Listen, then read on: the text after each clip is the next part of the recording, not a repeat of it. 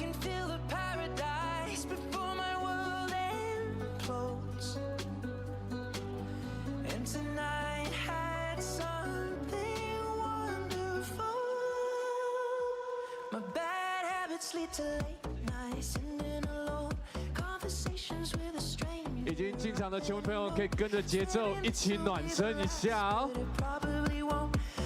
大家可以跟着节奏一起敲打。也提醒呢，还没有入座的球迷朋友们，请尽速入座。现在呢，已经关上我们城堡内的场灯了。那我们呢，希望大家在行走的时候，可以就是小心一点，不要从楼梯上这个不小心摔下去了。我们呢，场灯关上，所以也请注意你的脚下。那等一下呢，再一次的提醒，在比赛的进行过程中。 球迷呢，不要任意的走动，不然呢，我们这个任意的走动会挡到我们其他球迷朋友的视线。我们互相的尊重，互相的包容，一起欣赏着最美好的季后赛。那我们今天要一起拿下属于我们新北国王的第2场胜利，取得我们的第2个英文字母1。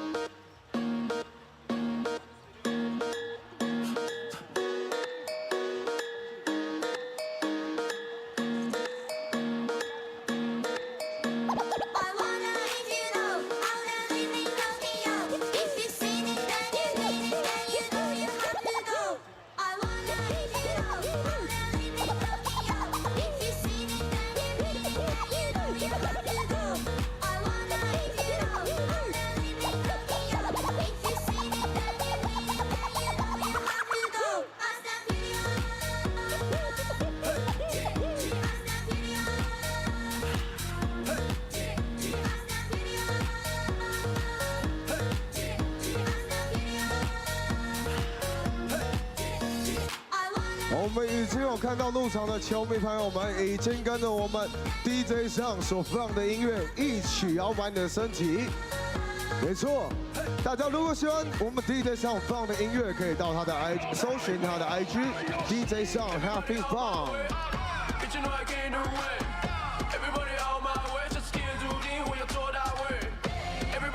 相信呢，大家手上都要拿到我们国王所提供的加油棒，以及我们的拍拍扇，还有我们手上今天还有额外给大家一个我们季后赛 We Ready 的毛巾一条。等一下呢，当你们到气氛的最高点的时候，都可以自由的甩动你的毛巾，以示我们所有的城堡的球迷朋友们以及我们的禁卫军们都已经准备好了。 Now I flow on it，社会单纯，电视上面都在演 ，Money Power Respect， 让人换嘴脸，就是笑得开心，说他没看走眼。Everybody on my way， My way。 Bitch you know I can't do it。Everybody on my way， 这是天注定我要做大位。Everybody on my way，Bitch you know I can't do it。Everybody on my way， 这是天注定现在做大位。只想wait up，wait up，wait up，wait up，wait up。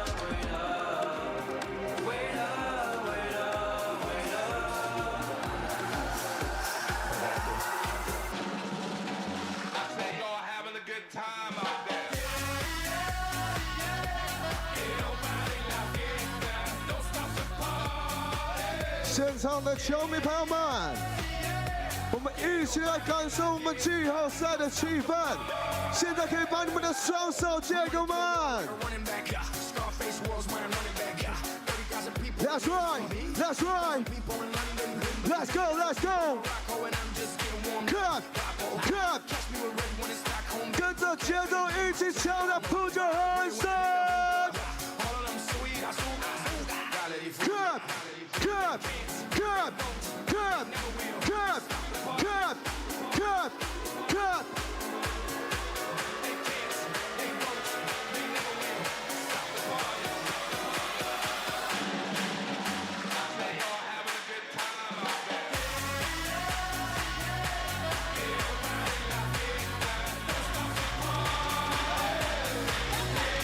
所有新北光的球迷朋友们，大家好，欢迎再回到新庄体育馆。今天是季后赛第2战，我是今天的主持人，球给彭尊的彭尊。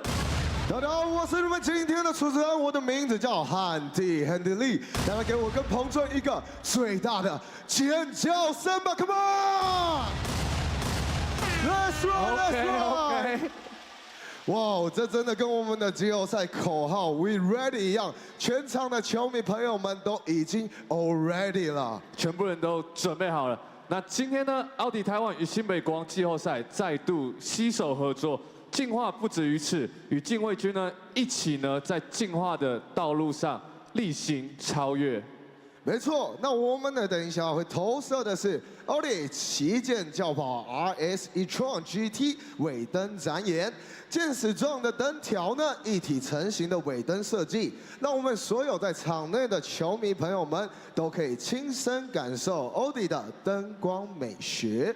那季后赛呢，新北国王呢可以说是准备了满满的活动让大家参与。一进门呢，我们有 We Ready 的签名墙。上一场呢，我们拿下第1场胜利，我们拿下 W。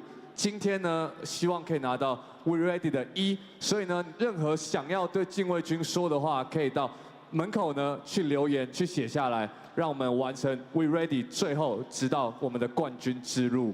没错，那我们的城堡周边活动呢，也有增设这个皇家宝座拍照区。那我们呢邀请各位呢坐上王位，拍照上传至个人的社群媒体，就可以获得国王所提供的周边小礼。那还有3分球预测首位投进3分球的禁卫军，杨建敏 MVP 套圈圈，奥迪投篮机以及 Ariel 02城堡夹鞋机，有各式各样的活动，好不好？大家早点进场都可以一起体验。那今天的中场游戏是奥迪 RS 阵容默契赛，我们一样呢会邀请4位的球迷中场呢来与我们一起同乐。那获胜的球迷可以获得 e-tron GT 1:43的模型车，所以等一下想要参加的朋友记得发出你的噪音，让我们找到你。没错，所以大家一定要把握机会，不要错过每一个活动。那在比赛开始之前呢，我们这一次稍微不一样，相信所有进场的球迷朋友们，你们手上呢都有拿到我们一个 We Ready 我们季后赛新北国王的毛巾。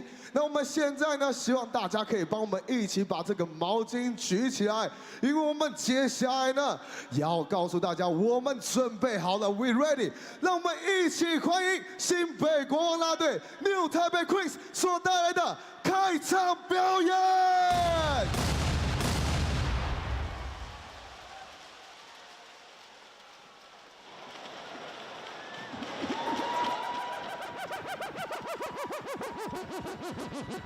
All right, DJ song, we drop the quiz.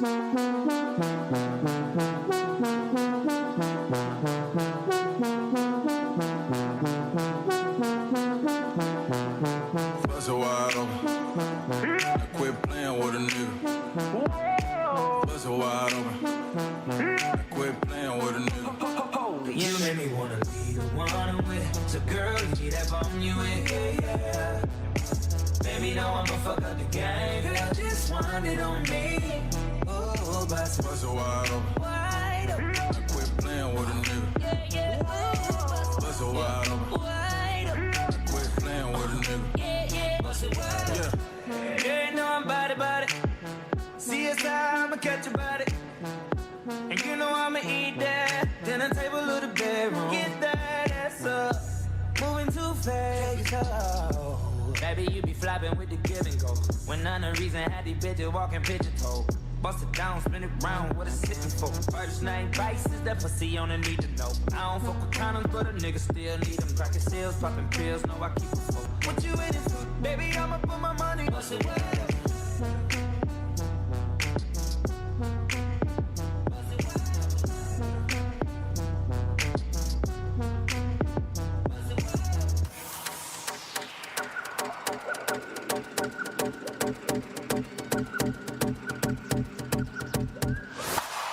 I wanna let a fire. give me the light. I want a little fire. Now give me the light. I want a little fire. Now give me the light. Now give me the light. Now give me the light. I want a little fire. Now give me the light. I want a little fire. Now give me the light. I want a little fire. Now give me the light. Now give me the light. Burn up the dance, burn up the dance, burn up the dance, burn up the dance, burn up the dance, burn up the dance, burn up the dance, burn up the dance, burn up the dance, burn up the dance, burn up the dance, burn up the dance, burn up the dance, burn up the dance. 1, 2, 3, burn up the, burn up the, burn up the, burn up the, burn up the.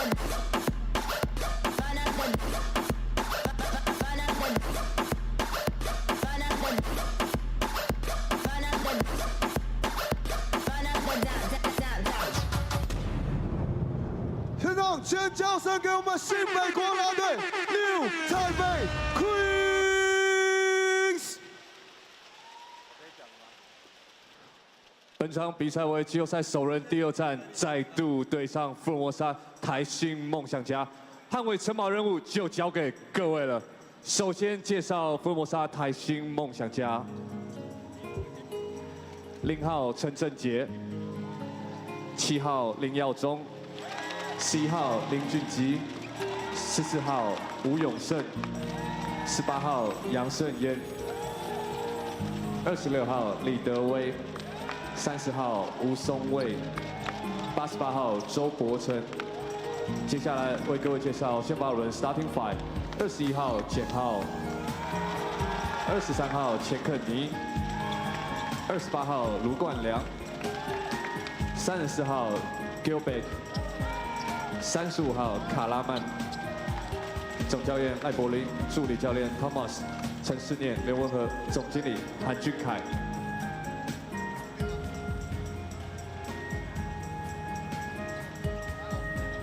请所有球迷将目光移至上方大荧幕。This isn't new territory for us. We've been here before. We made the playoffs, but we haven't done anything yet. 国王队拿下了 Plus League 例行赛的龙头宝座。We still got a lot of work to do. Lock in on the details. Block out the noise. Are you ready? It's go time.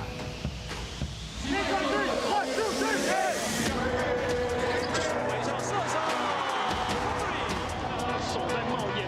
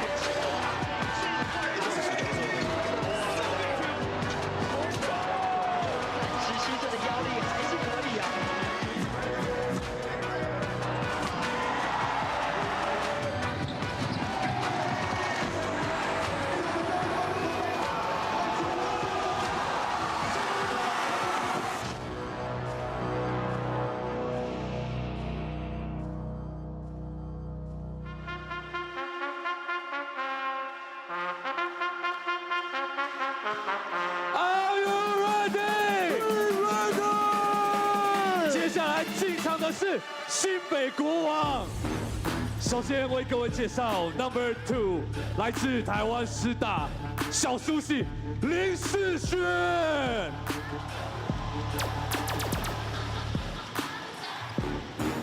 Number 9， 全能后场指挥官，新北标风玫瑰林凯燕。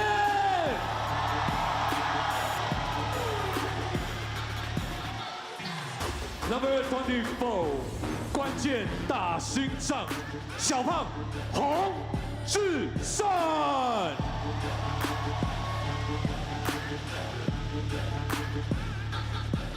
Number 10，禁卫军弓箭手，微笑射手 JJ 简佑哲。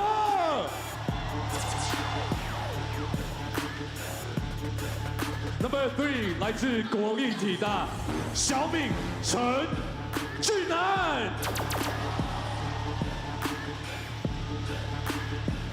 Number 19，皇家大锁，榜哥林君榜。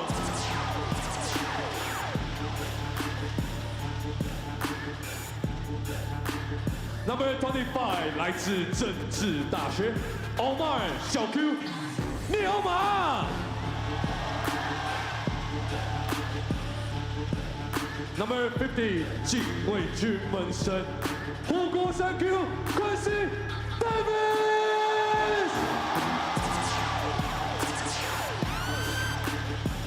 马上为各位介绍是美国先发5人 Starting Five。Number 1， 就这样被你征服 ，Joseph Lee 林书伟。Number 55， 新北直升机年糕 Kenny Manigo。Number 17， 禁卫军瑞士刀，我大叔系舒适轩。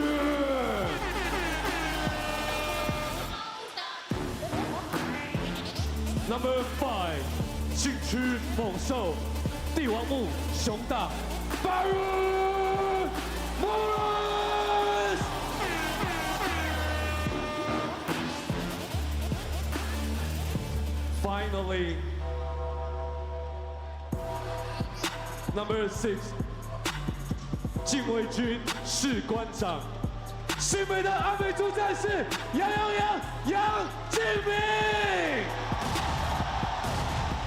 总教练 Ramadan， 助理教练 Macapella 许浩成，体能教练刘振宇，首席体能教练张崇熙，数据分析师林振宇，球队经理洪志虎，防务员邱博凯、吴崇豪，总经理毛家安，执行长陈信生。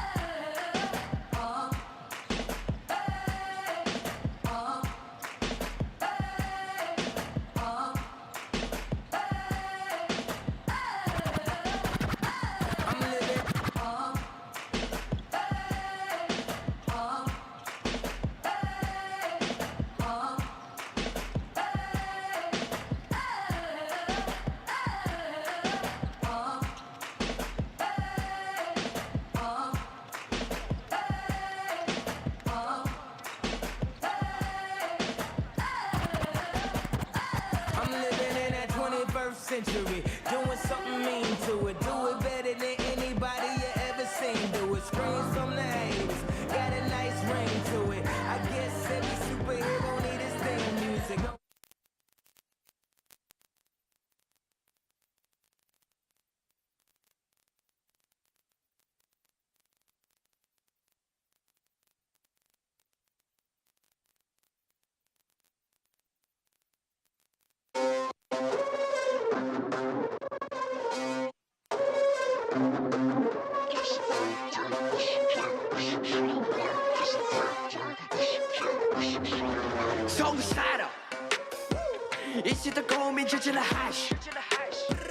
加速的世界也就像百老汇，每个 U 它对着水，空气它稀薄像盐水，氧气刺激每一条神经。Body Mary， 吸引力法则的效应让我觉得很犀利，承受每个银河系就像电影星际效应。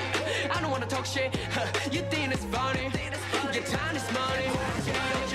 我是汗水的燃烧我的战役 ，Oh my EOG， 把我每分每秒掌握在我手里 ，Oh my EOG， 配得起像离火币，就让上不再冲到底，分秒必争，撑下去谁输赢看规定。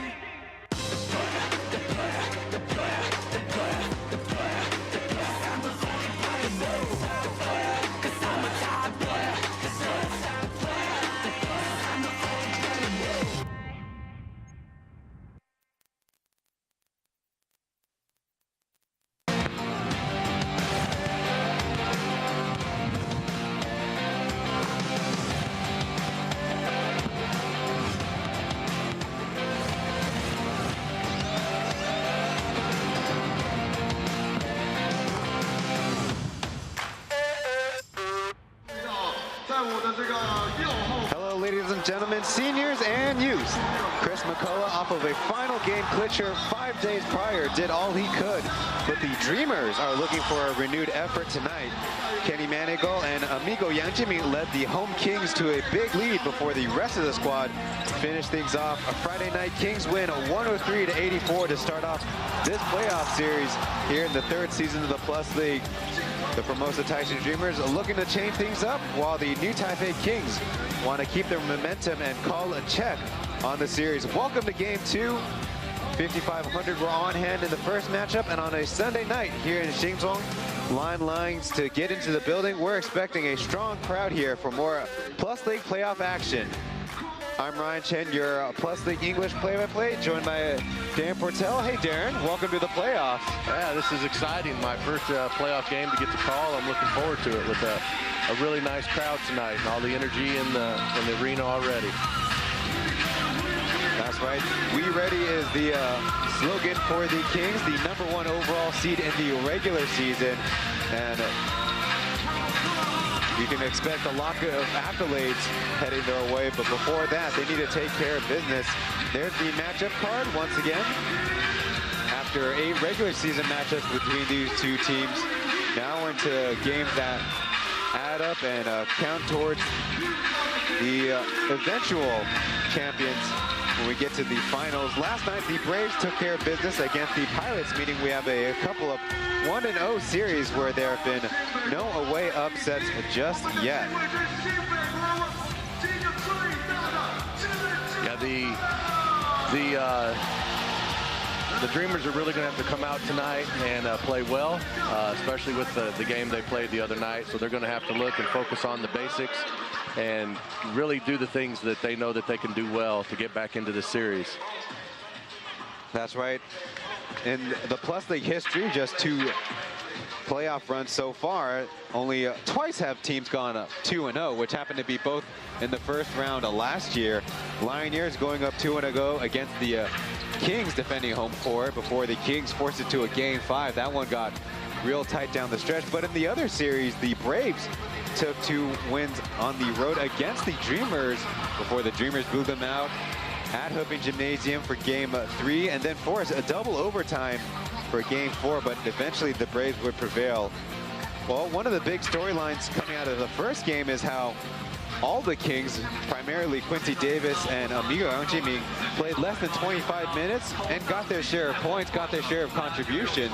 But up and down, it seems like the Kings are well positioned for not only this game, but if they can defend successfully, move on with a well-rested squad. Yeah, that's a bonus for the Kings to be able to get some playing time out of their players, but not really, have a whole lot of playing time. They can. Towards the end of the season, they were able to get the bench in there and get them a little bit of experience, and getting out to a lead in that first game allowed them to do that again, just to spread the playing time around a little bit and not really get anybody too tired. It almost is like they have that first game to kind of work up their way up in shape. As you mentioned, the Kings clinched the playoff spot and then clinched the first seed of the regular season quite early. And so they've had plenty of time to adjust, but now that game's a matter. We spoke to Lee Kai-yan pre-game. 大家都给他嘘声那种感觉，但我觉得就是虽然他可能会有一些争议，但我觉得。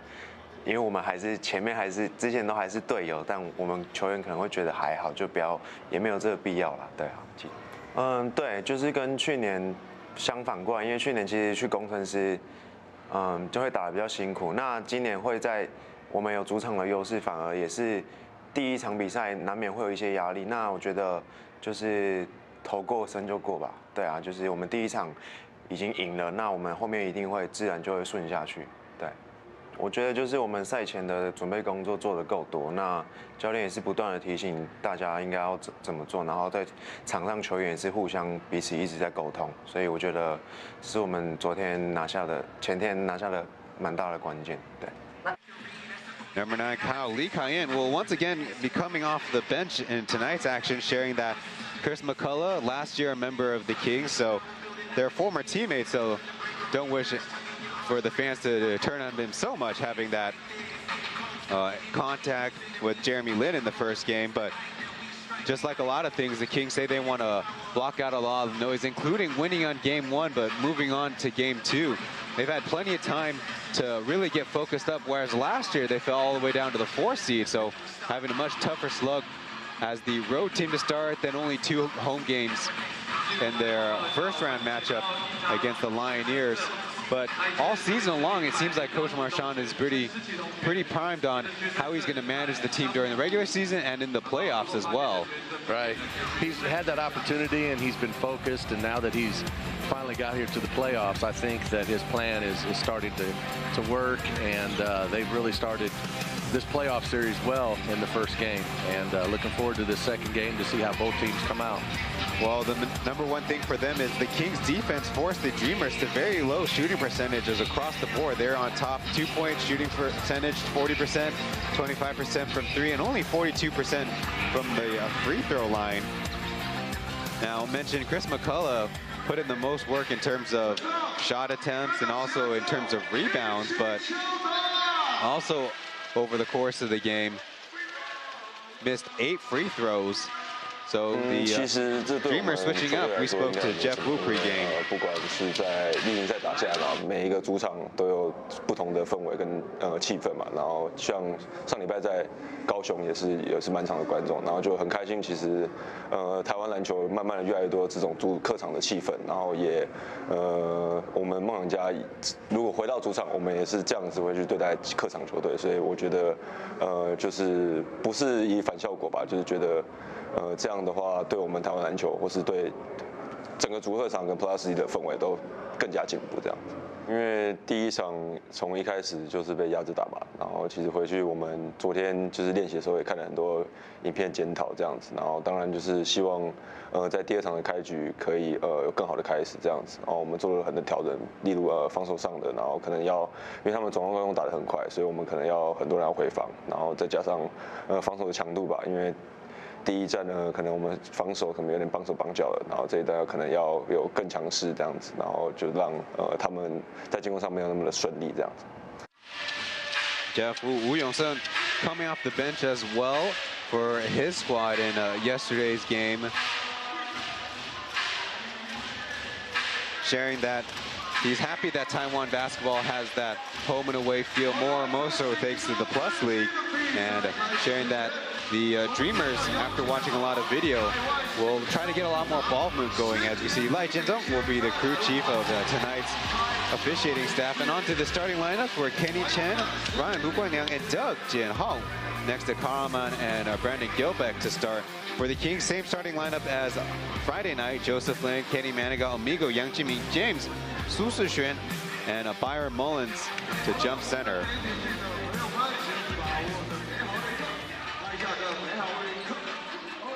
So an executive, Emil Ishida, with the Audi group in Taiwan to throw up the ceremonial opening tip. Now let me ask you, Darren, will a change in personnel, of course, Karaman, the import, and Doug in the starting lineup, will that see a very different play style from the Dreamers from the jump? I think that's what they're hoping for, just get a little bit different look for the Kings to have to switch up the defense a little bit and maybe just change things up on the defensive end for the Kings. The Kings really played well, and so I think they're really wanting to give them a different look.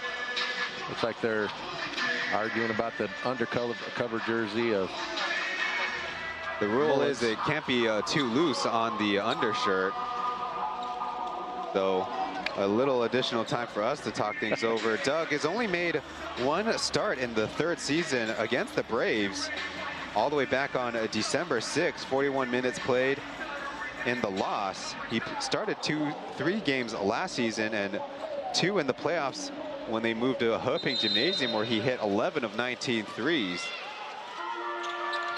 The tip is up, and Kenny brushes it back. So the Dreamers wearing their white kit and the Kings in their playoff grays. So Doug at the high post with Kenny Manigault guarding.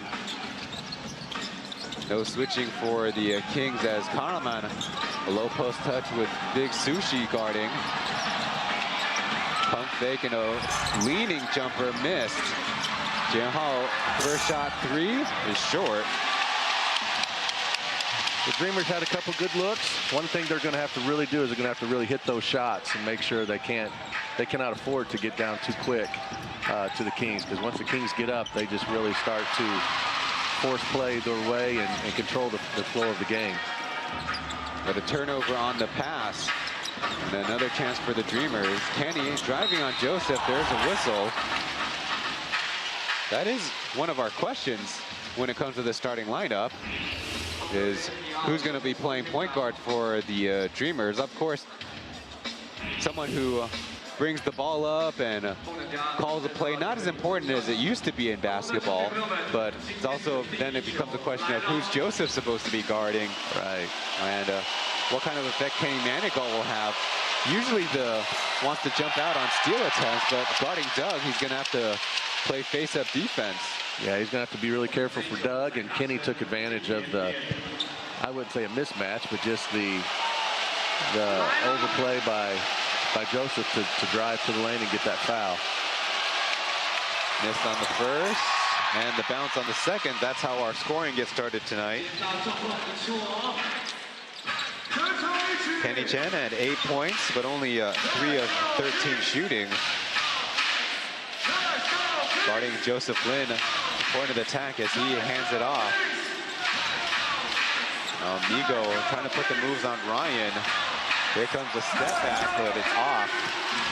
Defensively, the Dreamers are going to have to step it up tonight, and so it looks like they have a little bit more intensity on that end of the court, which is going to possibly help them on the offensive side.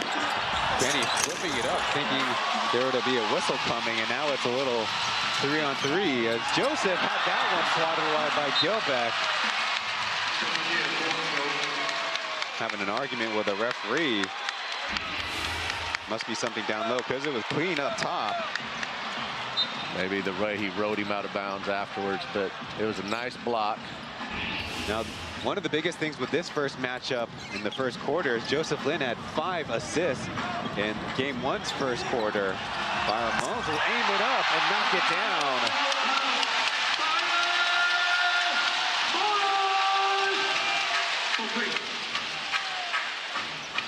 First basket of the game for the home Kings.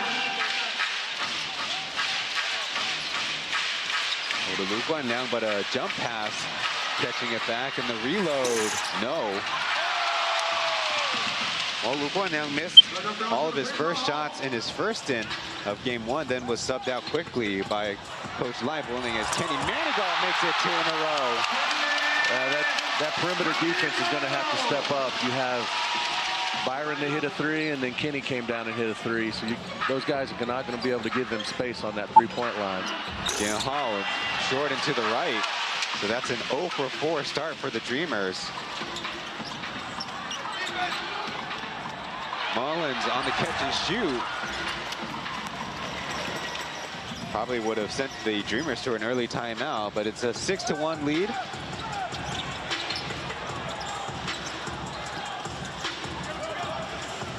They got Karamon up top, setting the screen. Kenny looking to work on Joseph. Another open look, and this time he finally connects. Lu Guanliang is someone the Dreamers hope to get a lot more firepower out of. Especially if he came through and wasn't able to make many shots on Friday. If he's able to hit a couple shots, that's definitely a bonus for the Dreamers. Fouls Amigo on this defensive possession. Scoring about 14 points a game. There's definitely contact.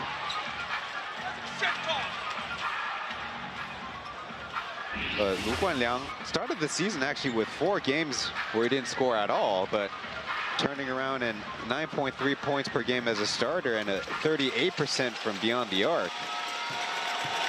With an atmosphere like this, with the house full, and you get a shot early, that gives you a little bit more confidence and possibility of making some more down the road. But a miss from Amigo at the line. The biggest personnel change besides comment in for McCullough was that the Dreamers are without number 3 Hayden Wu Jiajun, who they like to start at point guard. You notice that had a little bit of a tug on the shoulder in the last game as they floated up to Gilbert, but out of bounds. Yeah, Friday he went for that pass and it looked like it overextended his elbow or his shoulder or something. We couldn't tell by the replay, but it was definitely something that affected that arm of his. So he's not in the lineup tonight. Hanuman trying to apply pressure on Mullins. Manigal to Amigo. Back to Manigal. He rises and fires in and out. Well, the Dreamers have definitely stepped up the defense on that round, and so we'll look to see if they can continue doing that. Quickly to Karaman, and Big Sushi commits his first foul of the game. He did 5 in the last game, but given credit by Coach Marchand and the staff for playing pretty good defense, but that time two-handed push too easy. That's going to be a tough matchup for him tonight. He's going to have to really rely on his help side defense to control that spin if Karaman gets in the lane. Ryan driving, leaving it to Gilbert, but there's a little bit of butterfingers. So not even a shot attempt, and here comes the Kings. Joe Lin will try, but it's off.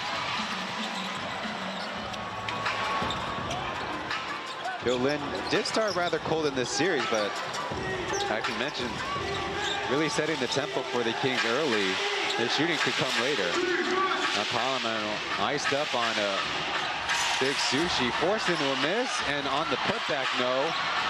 One in there, and again with the left hand, the ball finally bouncing the Kings' way. Man, that's 3 misses right there. There's just a lid on that rim down there. They just have a hard time making it on that. And Manigal makes them pay.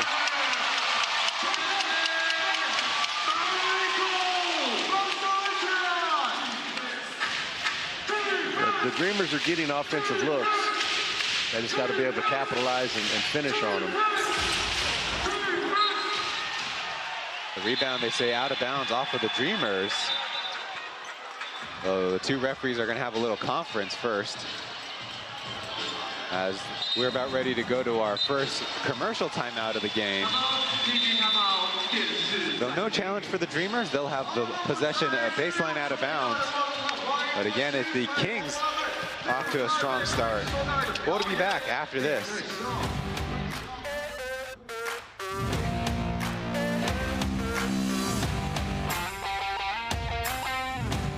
Just my breath right quick. He ain't never seen it in a dress like this. He ain't never even been impressed like this. Probably why I got him quiet on the set like zip. Like it, love it, need it, bad. Take it, own it, steal it, fast. Boy, stop playing, grab my ass. Acting like you shy. Shed it, save it, keep it, pushing while you beating round the bush and knowing you want all this.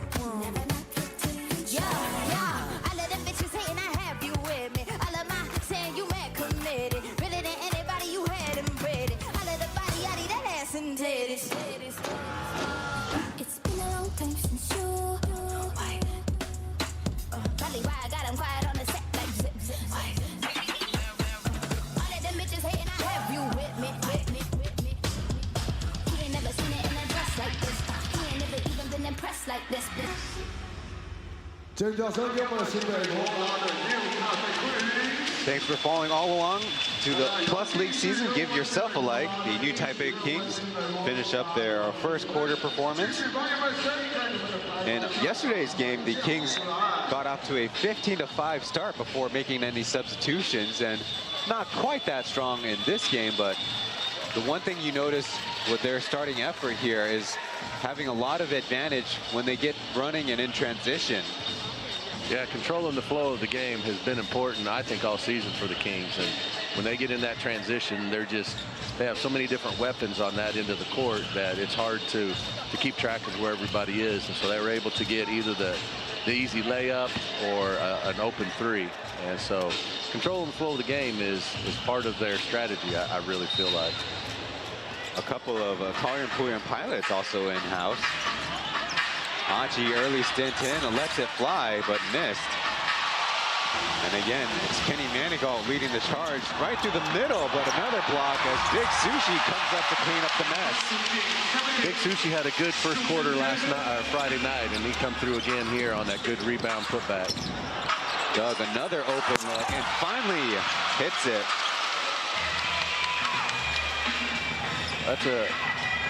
It's a nice point for the Dreamers to get Doug open and get him open looks and get that first shot down for him.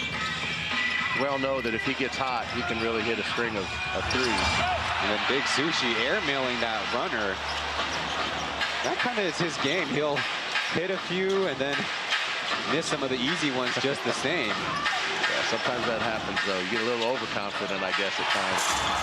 High off the glass, and with a lucky bounce, AG's on the scoring board. Takes a lot of confidence from AG to go in against the bigs like that and take that chance at the layup. He had the lane and took the opportunity.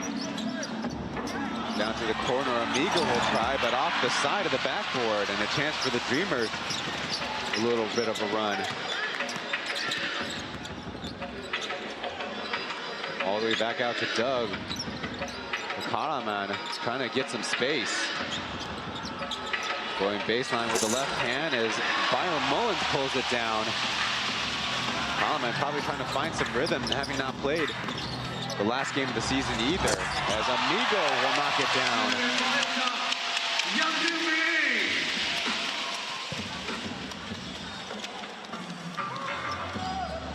Amigo with his first field goal of the game.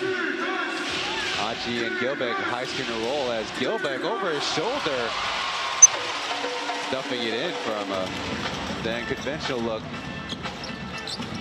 That's a nice high pick and roll by AG and Gilbeck. Got a fast break. Out as Iko and Kahneman with a left-handed slam. So bad back and forth for the Kings, and the deficit is down to 1. And that possession, they caught the Kings napping a little bit on the transition. They were able to catch Carmen for an easy dunk. Amigo will fire on the dribble, and Mullins crashing in there will get a foul, trying to go at Gilbeck and Colin at the same time there. The Kings with their starting 5 in there now, they may be getting a sub in. It's getting a little tired. Wanted to give the starter, a couple of starters a rest. Bring in Quincy and Kyle. Indeed, those are the right substitutions you called out, partner. So with 4:19 to go, first subs for the Kings. Now, we previously spoke about AG coming in yesterday's game. That was 7:42 when they were down by 5 points. And then in the second half, keep an eye out on that, 6:32 when the Dreamers were down 3 in the quarter. But on the Kings side, a lot of depth, especially when they have Quincy Davis and Kyle Likayan coming off the bench. Yeah, definitely a lot of depth for the Kings. You also have JJ coming off who can hit the 3, and so it's the Kings definitely have a little bit more options than the Dreamers do at this point. Gilbeck blocked that first, and then there's a whistle, and A weird jump ball call there. I don't know about that. We have to see the replay. So we got the hands inside, got Byron Mullins in the air, and not much if you're asking me. So I don't know if that was a jump ball because Gilbeck didn't even have his hand, didn't have control or possession of it. Really on the way up. now it's Joseph getting the ball screen and floating it up over Jeff Wu for two. Joseph leads away.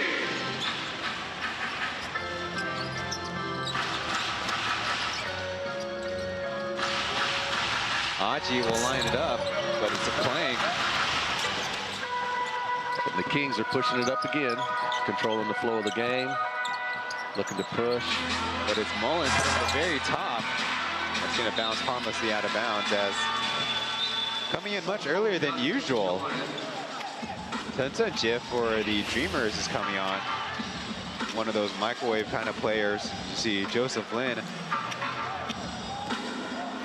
getting his 4th and 5th points on the night. A steal as Kenny Manigault slams it home. I think Kenny read that play the whole way, and he was able to get in that passing lane and deflect it and finish it strong. Idoe's in the game, looking for an outlet.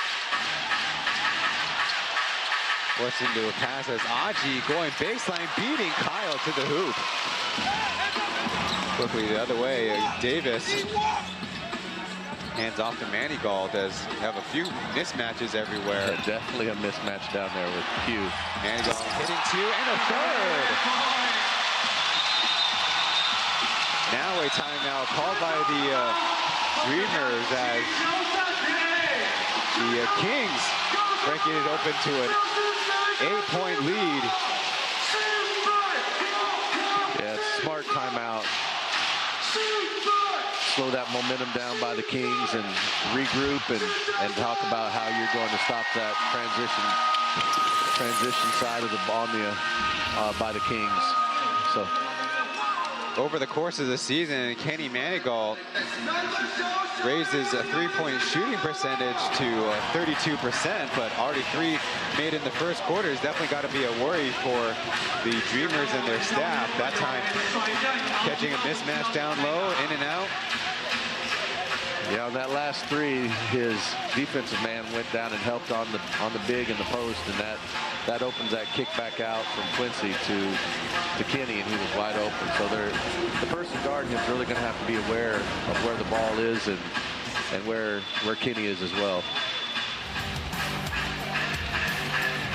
On the Dreamers side, choosing Ilkan Kalaman, who is 8 wins, 5 losses. That's the highest winning percentage of all the Dreamers import players. Also led the team with almost 21 points, 13 rebounds. He's just a guy that brings a lot of energy, and in the half court, very unselfish, though going unsuccessfully with 2 isolation plays on James.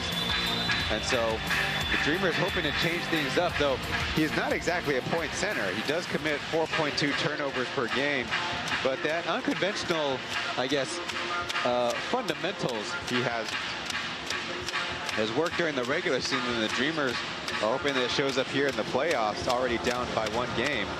Yeah, he is a very fundamental player, and so they're going to have to really watch the matchups that they have with him, because I'm not sure if Sushi is able to guard him down, especially in the post. And so he's getting his looks. Unfortunately for him, he's just not able to finish right now, but that could change really quickly. That last note, he's averaging 3 assists per game, which is only 2nd on the team to Aji.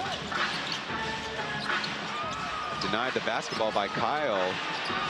And as Jeff Wu on the screen, he'll try from 3 and splashes it. Using that high screen to get open looks for the 3, and he was able to come off that pick and hit the open 3.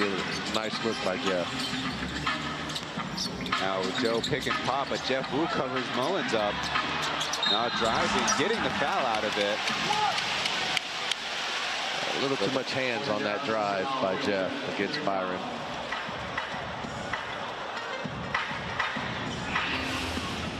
So 2 free throws coming up.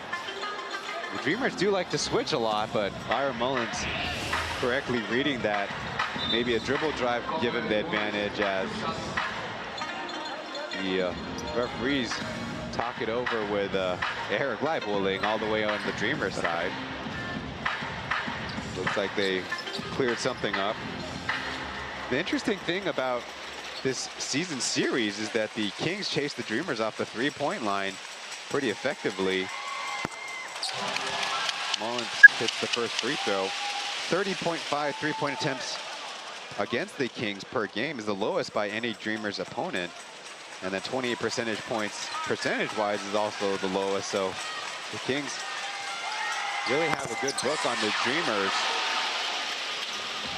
Yeah, so the Dreamers are going to have to come up with a new game plan on how to get open on that 3-point line and get their shooters where they have a really good look. Aji and Gilbeck.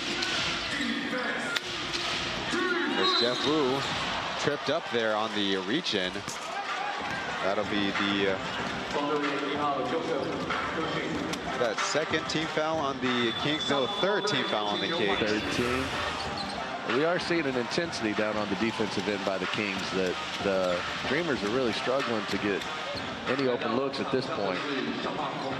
Now the caveat to that is the Dreamers here in Xinzhuang do score about 101 points per game and have 2 wins, which is tied the Braves for the best record in this building this season. Aji picks up the dribble. Now Doug faking Quincy in there and getting the foul out of the play. Yeah, that's definitely a tough one to take if you're Quincy Davis. Yeah. Though he did get the jump ball out of a previous possession, so right, according to these broadcasters, kind of evened up. Yeah. Oh yeah, I'd say that was a makeup call. Not if it meant to, but definitely was.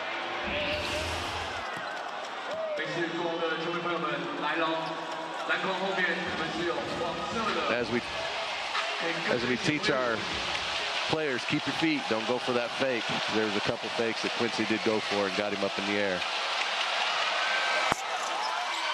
First one made, as now the Dreamers point total is 19.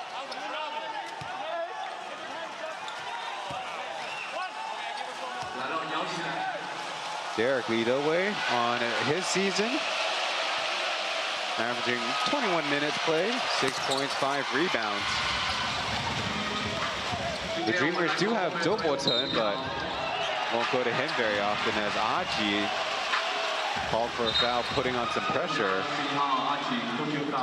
It won't be free throws yet, but given that Aji was in a little bit of foul trouble in the first game, not something the Dreamers want. Yeah, trying to guard Venti there in the front court. You would apply pressure, but not that deep into the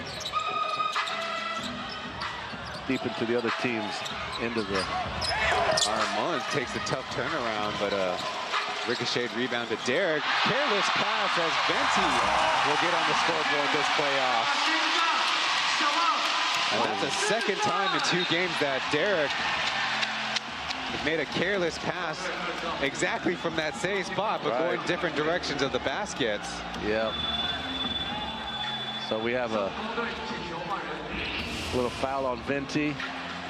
Him and Aji are having a little fun on the defensive end of each side. A little banging, a little, hey, I'm here, I know you're there.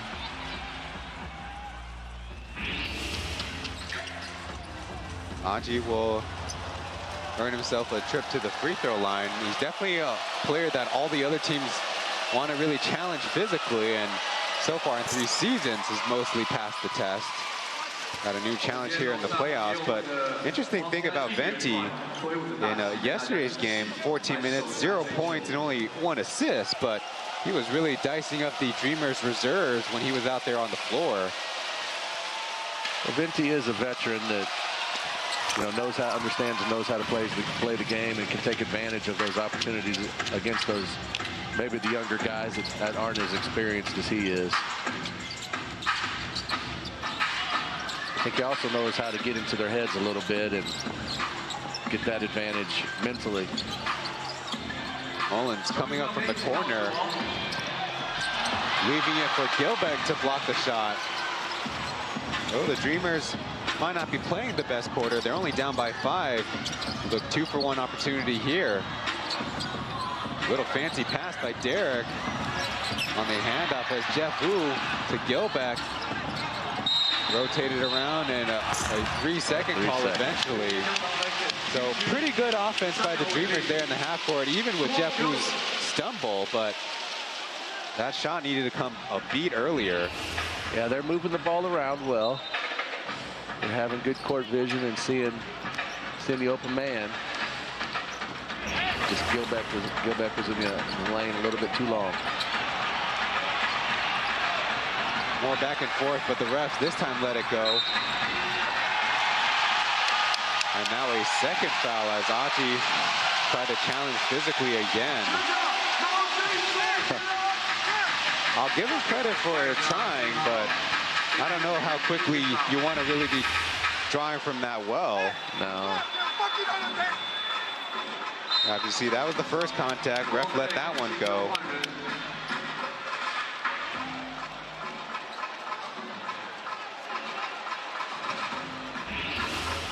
Yeah.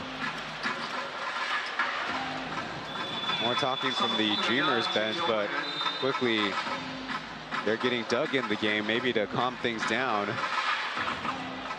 So free throws coming up for number 24.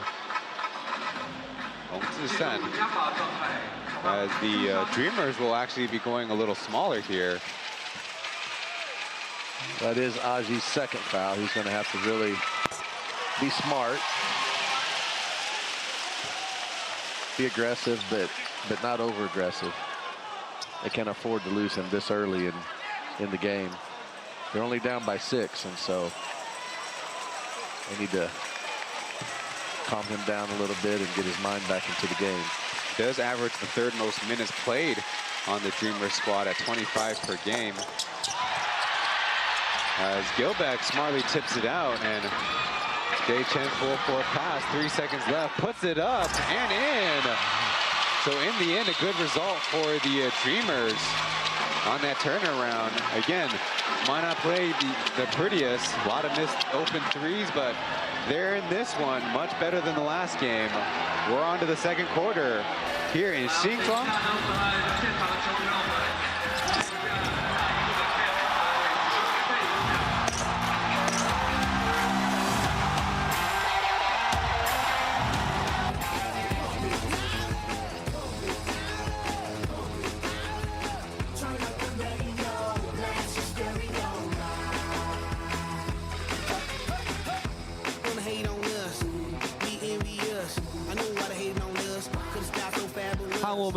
和我们的 JJ 以及舒喜一起比上圈圈。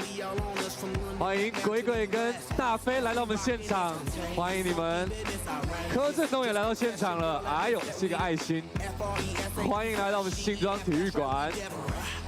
我们今天 Audi Day 一起比出 Make a Circle， 一起比出圈圈。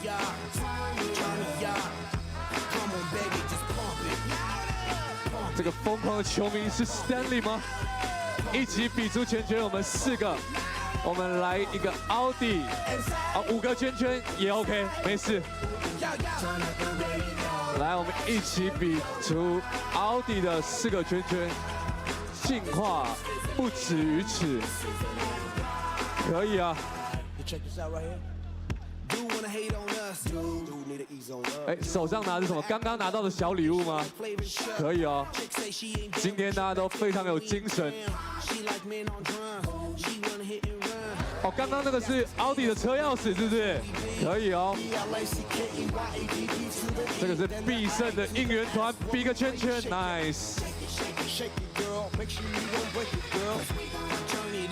准备好了，准备好了，跟我们舒喜 JJ 比一个圈圈，拼出我们奥迪 logo。 It's Jason Washburn and Jeffrey Curtis Ayers. They're sitting on the lower levels here, taking on the other series of the Plus League playoffs. The Pilots and Braves will play Game 2 tomorrow at 7 p.m. at Hoping Gymnasium. They look awfully loose. Now, they're also down by 1 game, the Pilots are, to the Braves, with not a great showing in their first playoff game, but it's only 1-0.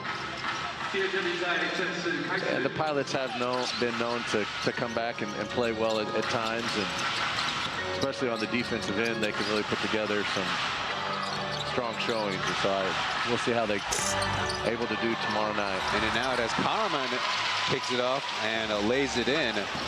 That time regarding him, Ling Jingbang actually. Though it's now the Kings who are going rather small. Quincy Davis at center. Lee Kang-yin's tough jumper, taking a stumble, but knocking it down anyways. It's getting a little physical out there on both sides of the court. Now, when you get down to the playoffs and you're playing for your life, you got to do what you got to do to get that win, and nobody wants to give an inch. Eventually, the referee calls a charge as it's like Dewey was trying to overpower Ling Jingbang there. It's like Venti's calling for a sub. No, he's going to stay in. It looked like he tweaked his ankle a little bit, tightening up that shoe. Oh, previously, our cameraman getting nice and close to the Dreamers bench. And indeed, Venti will be heading toward the bench. The Kings, interestingly enough, have second-year Little Sushi, Ling Sixuan, and instead of, for example, number 7, Ling Liren, who's an experienced veteran, has kind of shown his wear during the regular season as Kenny yanks up Kyle after the little incidental trip there. Swinging around, Ling Jingbang, baseline, slipping the pass right to the Dreamers. Kenny stopped that first, over to Kalaman, clutching and finishing. Quick counter by the Kings. And the Dreamers coming back in quick transition, looking for the quick bucket to Karaman. Kenny Manigault can't miss now. 33 points for the Kings now. And number 55 with 14 of them. He is definitely feeling it tonight. Whoever started him is going to have to keep an eye on him.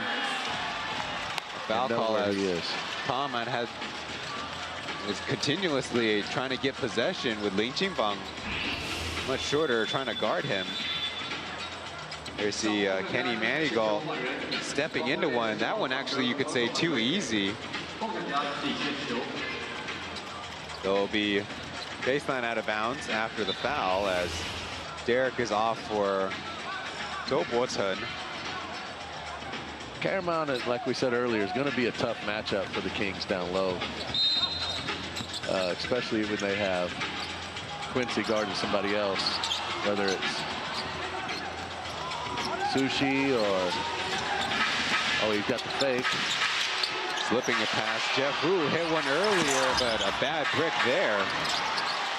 Long rebound as the Dreamers have another chance. Karaman steps out, fire 3.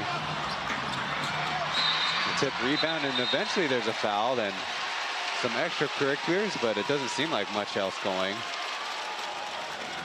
So Jerry coming in and immediately having a little bit of an impact. It's hard to tell sometimes what is a real foul and what when they overemphasize the. Now, I'm sure the argument for Manigault is there's a lot of elbow flailing when the foul was already called, but now everybody seems calm enough for the inbound. Going deep, but Lee Kang-yin pushes it back. With a chase all the way down the floor. Nice.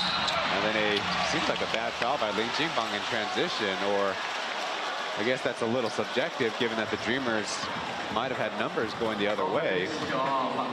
But in any case, that's now a quick 3-team fouls on the Kings. With a small lineup kind of in this situation, working against them. And Karaman is just basically having his way down in the post. Now he's got a matchup against Kenny. See how Kenny's able to guard him. Driving baseline, hooking a pass as Jeff Wu flying but blocked. Kenny Manigault with 3 Dreamers back on defense, gets the lay-in anyways. Nice play. He was determined to get that layup.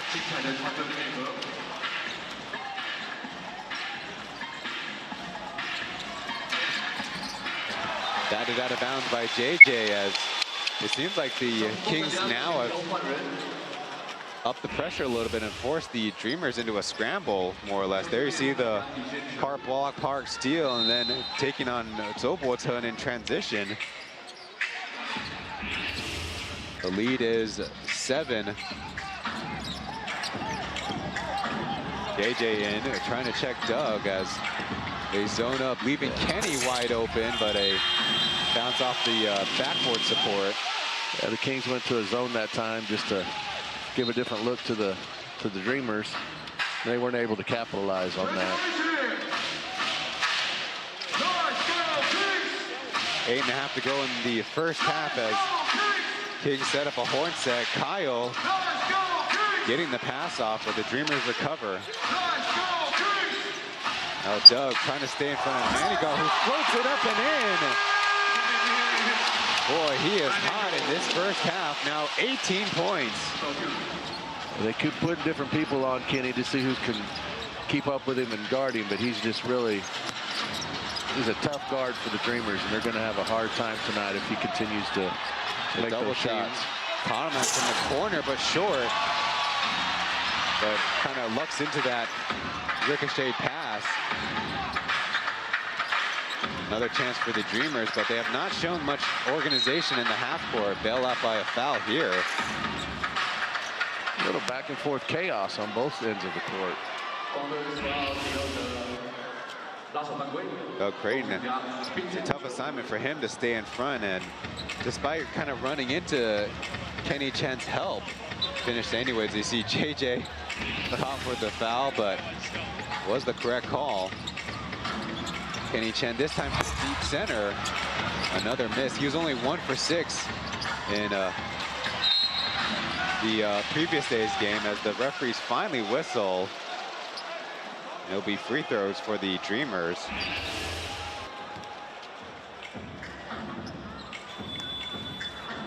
Well, and to the credit of some of the fans sitting nearby, the whistle definitely should have come earlier, but they did get it eventually.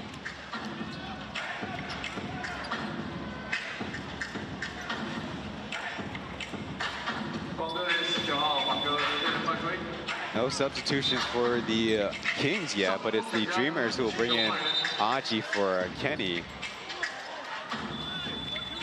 The Kings are still staying small with their lineup. The Dreamers are trying to figure out their personnel they're going to have in the game right now. Now it's 2 shots for Karaman. Some of the Dreamers cheerleaders sitting up high.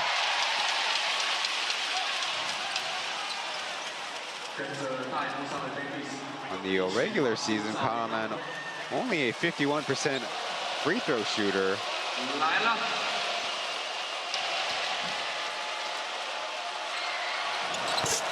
That one nice and high arc. Now one reason the Dreamers might want to go to McCullough instead of Karaman previously is his 3-point shooting splits, especially on the road.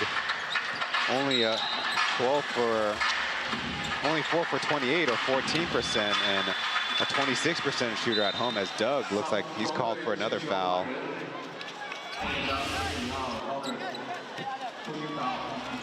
See Doug, 2-hand trying to manhandle Quincy Davis there. Former teammates back in the day. Getting a look up close and personal with each other again.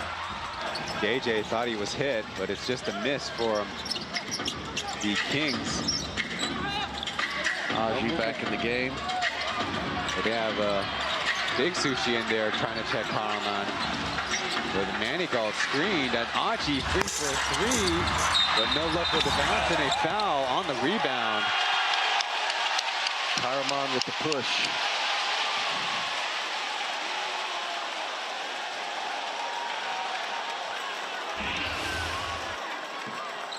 They've been battling all in the first quarter, and now that Big Sushi's back in, they're going to be going at it again. As Kenny Manigault stay hot. Yeah, he is so hard to guard because you don't know, especially when he's not taking his dribble yet, if he's going to drive or he's going to pull up and shoot. So you've got to be smart. He's just taking advantage of the space that Doug has given him. Pass tipped out of bounds by Quincy Davis as Karaman was making a move. Kenny Manigault on the regular season had a high scoring performance of, you could say, just 31 points, but 31 points, 8 rebounds, 4 assists, and a win over the Braves at Hooping Gymnasium back on December 10th. He's well on pace to beat that.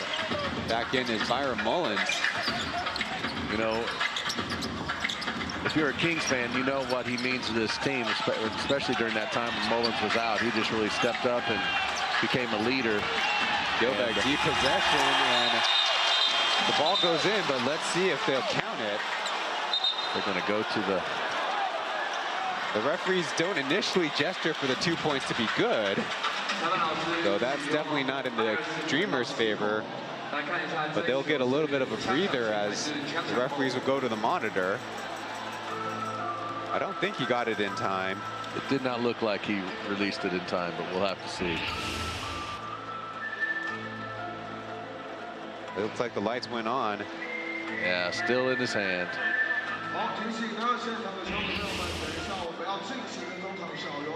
That'll be a quick and easy call. They waved the basket off.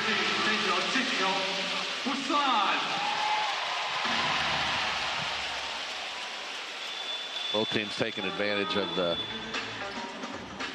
the review to have a little bit of a discussion time and regrouping on what's going to happen next.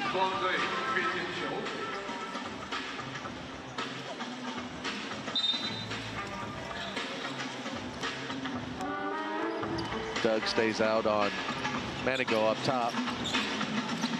It's Doug trying to stick with number 55. He got a big step, leaving Big Sushi wide open, but it's off the back iron, and Kyle will simply foul Luka in transition.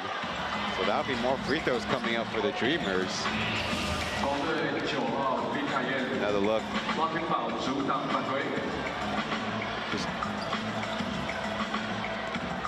So that's a tough foul. He was there, but got to give him that spacing on that dribble.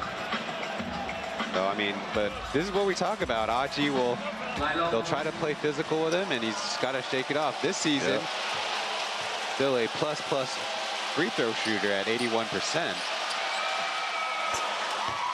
Relative to plus league terms, plus free throw shooter. So far, he's taken a lot of hits tonight, so we'll see if he can continue to play aggressive and maintain his ability to control the floor for the Dreamers. Bounce, miss, and the lucky ricochet right to him as nobody blocked out the free throw shooter, and it looks like the Kings have seen enough. They want to talk it over. Though I think the main thing is to give Kenny Manigault a breath as he's not rested this second quarter. Well, a change in strategy may be coming up as it's Kings Dreamers game 2.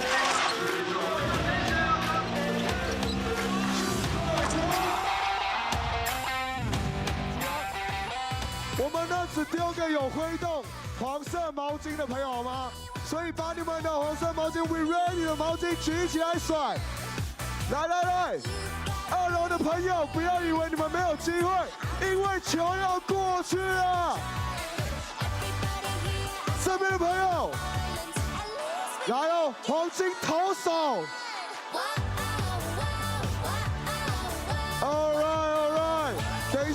接到球的朋友，找一个朋友一起，1颗球2个人，1颗球2个人哦。记得到我们的商品部集合。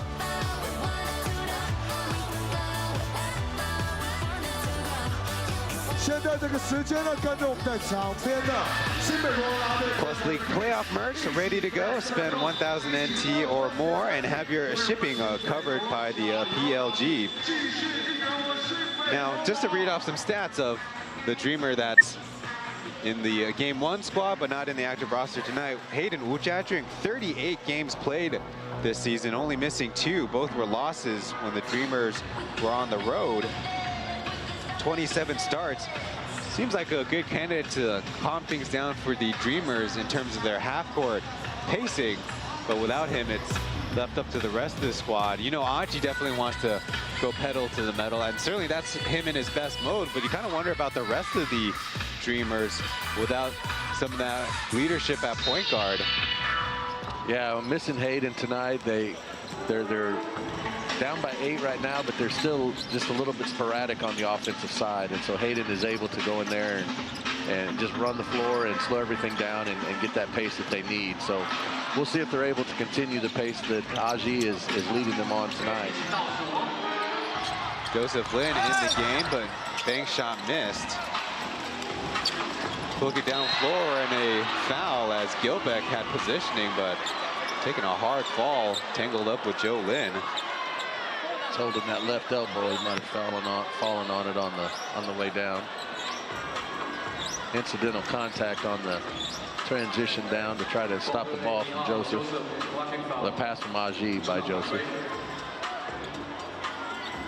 The foul total in the previous head-to-head was 19 by the Kings and 20 by the Dreamers. The referees are actually going to go to the monitor. As you mentioned, it seemed like a relatively harmless foul on the trip, but given that Gilbeck was ahead of the pack, the referees wanted to get another look. So he's sealing for possession. It just looks like the legs incidentally get tangled up. Yeah. To me. Looked like he might have even had to slow down a little bit for that pass on the run. He was going a little too fast and slowed down, and that made Joseph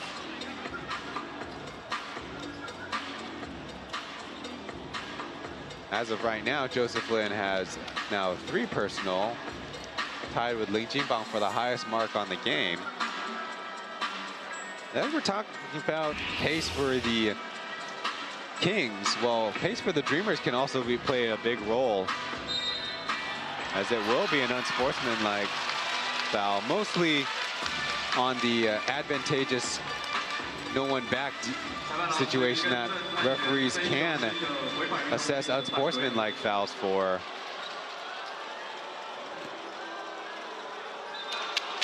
Yeah, so that was just unfortunate. I think Joseph's feet just slipped out from under him as Gilbeck was going back. I think they might have got a caught on his foot, so it made him fall uncontrollable, which caused Gilbeck to fall as well. In and out with the first free throw. In the first game, Gilbeck was 2 for 5 from the line, but only 6 of 15 from the field. It's so important for your big to be able to hit free throws, especially in these times when you're looking to get the ball down low to them and they're having the low post shots and getting fouled. And so for the Dreamers on their fast breaks, actually Gilbeck plays a huge role, whether he's dunking it or whether he's sealing early position on littles like that last play with Joseph Lin, but this time soaring in for the alley. Soaring in for the alley, and Sushi didn't have that help side behind Byron to be there for that. So a little miscommunication between the two. Again, more ball screen and rolls. You know they'll go to it when 11 and 34 out there together, as Amigo, fresh in the game, bricks that one. Down by just 5.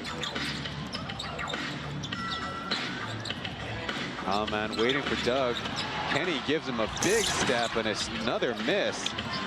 Byron Mullins could use a little bit more help, but the fling back in bounds right to the hands of the Kings. Byron avoids one, hooks the pass right into the arms of Gilbeck, and here come the Dreamers. 3-on-1. Coleman stepping through, getting the reverse lay. No timeout by the Kings, though. They'll let their guys figure it out. The Dreamers' pressure has gotten them back into the game, only down by 3.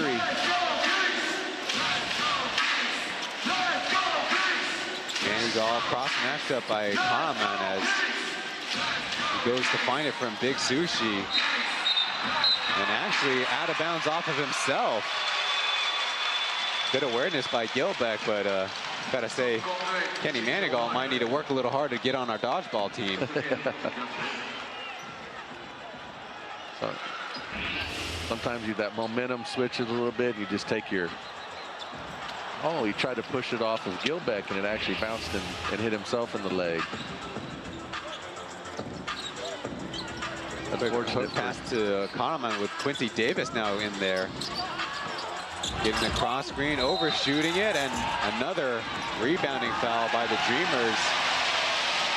Give them credit for fighting hard, but not doing so cleanly. Though you can also say the Kings probably should send a lot more help down low. There you see the little bit of a push by Gilbeck and a good call by the referees. Yeah. There's a strong move by Karaman. Again, he's just not able to finish at the rim. Down low to Mullins, who hasn't had much low post touches. Quickly spinning, dishing it off. Kenny Manigal taking the elevator up and getting the two-handed jam. I'd say that was a oh my PLG finish right there. That was a nice dunk. Nice look by Byron on the spin, dribble, and then the look for the cutting. But quickly the other way, Carman with the answer. I think we have a game. Yeah, both sides are starting to feel a little bit more confident and starting to get into their own rhythm. Now Amigo feeling it as Lu Guanliang reached in there for the foul. At this point of the season, nobody's ever happy about getting a foul called on them, are they? No, they're not. See, previously Mullins, he passed it into a turnover previously, but that time the window opened just enough.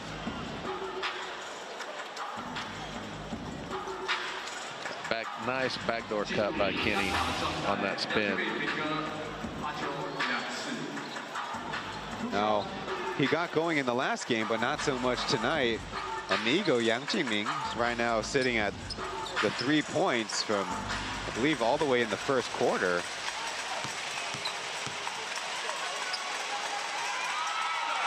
At the line, draining the first.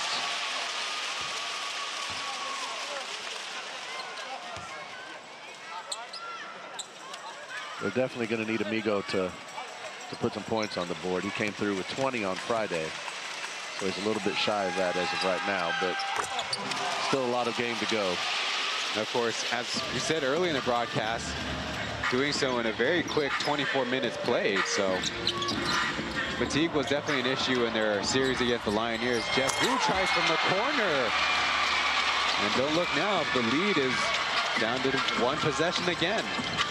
It's nice to see the Dreamers come out and play well this second quarter and get back into the game, and they're starting to feel their rhythm. So giving the Kings a hard run. Davis not ready for the pass, but two Dreamers jump and leave Amigo wide open from the corner. It's good.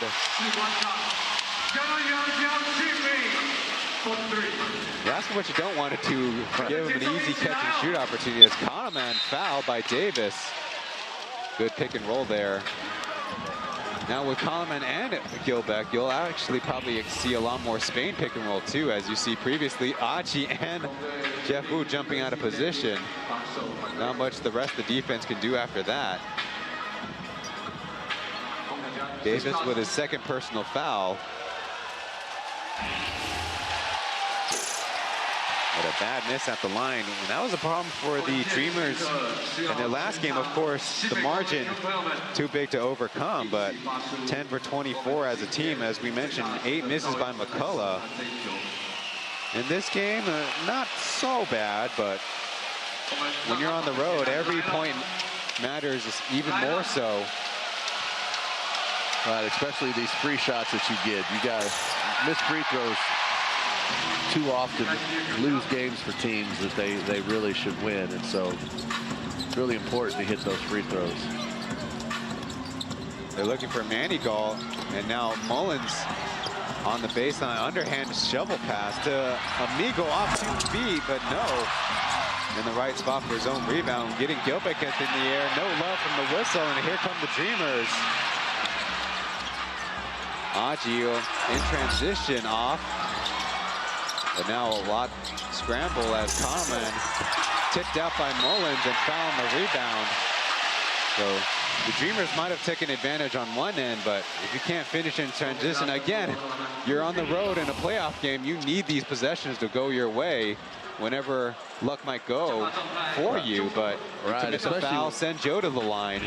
When you get that possession in the paint like Carman's done several times this game so far, you've really got to finish. And I don't know if it's just adrenaline that he's just not being able to finish or just not enough focus, but he's got to put those down. Free throw made by Joseph Lin. Now, the last game that Carman played at all was actually all the way back on May 6th. Quincy Davis chases it down, and Gilbeck jumps in there. Up ahead to Aji, but Manigault runs him down as Carman comes free as the trailer.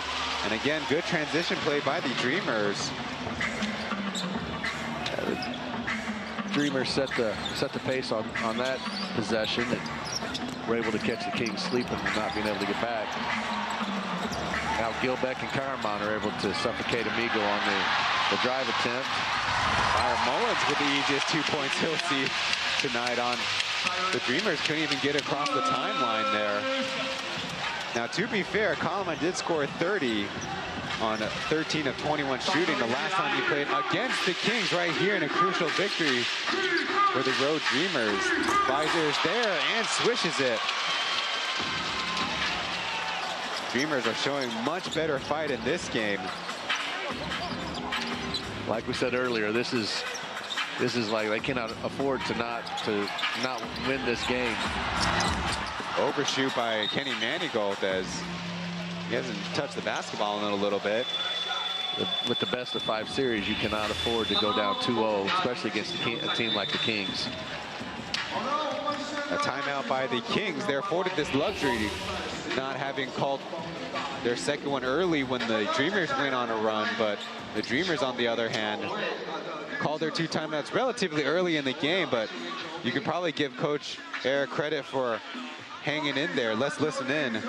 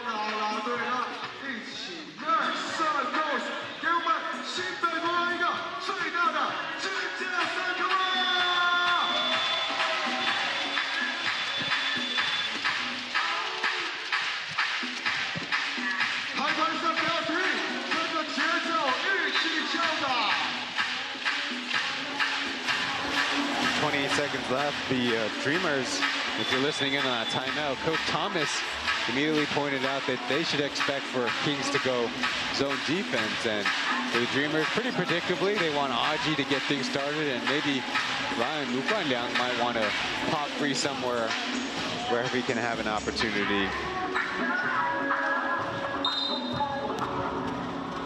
Dreamers inbound, and Jeff Wu will bring it up. Hahnemann in there for some support as he hands off to AG. Gilbeck screens as P.LEAGUE maybe took a little stinger. Now Jeff Wu blocked as Davis looking for an outlet, but the Dreamers cover up the first attempt.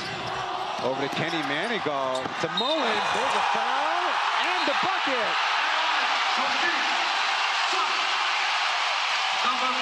What great late execution by the Kings, despite Quincy Davis not getting a good outlet pass underneath their own basket. But there's the athleticism, Kenny Manigault and Byron Mullins on display. That was a good look by Amigo to get that ball up, get it to Kenny.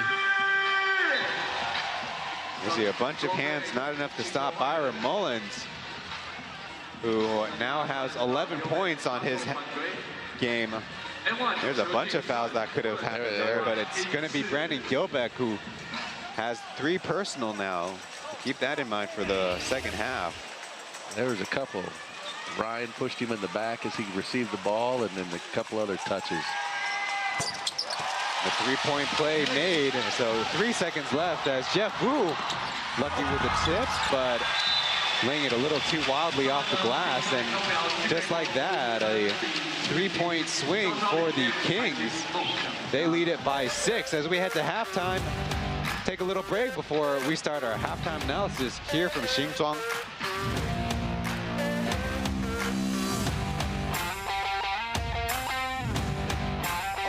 中场游戏 ，Oli RS 阵容默契竞赛。好，我们呢刚刚邀请到了两组球迷朋友们，我们呢要进行的这个传承赛道的传奇，今天要来考验各位的实力。我们呢中线放有4款 Oli RS 性能阵容车图，两人呢分别从这个我们2人1组嘛，对，2人1组，2人分别从中线的左边跟右边的篮筐负责上篮。那投中的话呢，就可以回到中场翻开你的板子。那2个人翻到一样的车图才是算成功啊！只要翻到这个，我们是全部都要翻完吗？只要1组就好，你们只要翻到1组的这个车款是一样的就行了，要翻到正确为止。那如果呢有这个状况，假设这位朋友先上篮成功，那另外朋友还没有上篮成功，你要等到他上篮成功之后才可以翻开 ，OK 吗？游戏规则非常简单啊，那我们先请这个穿着我们 Let's Go King 穿着我们应援 T 的2位球迷朋友们上前。好的，双方呢先到我们的中线，稍等。好了，准备，双方，我们计时开始。好，左边的这位朋友要上篮成功哦，差一点，差一点。好球，赶快回来，赶快回来！找寻的伙伴一起翻出这张牌，就进。哦 ，OK， 恭喜2位，时间暂停，就这样子哦。OK， 哇，这个速度还算蛮快的哦。来，我们下2组朋友请上台。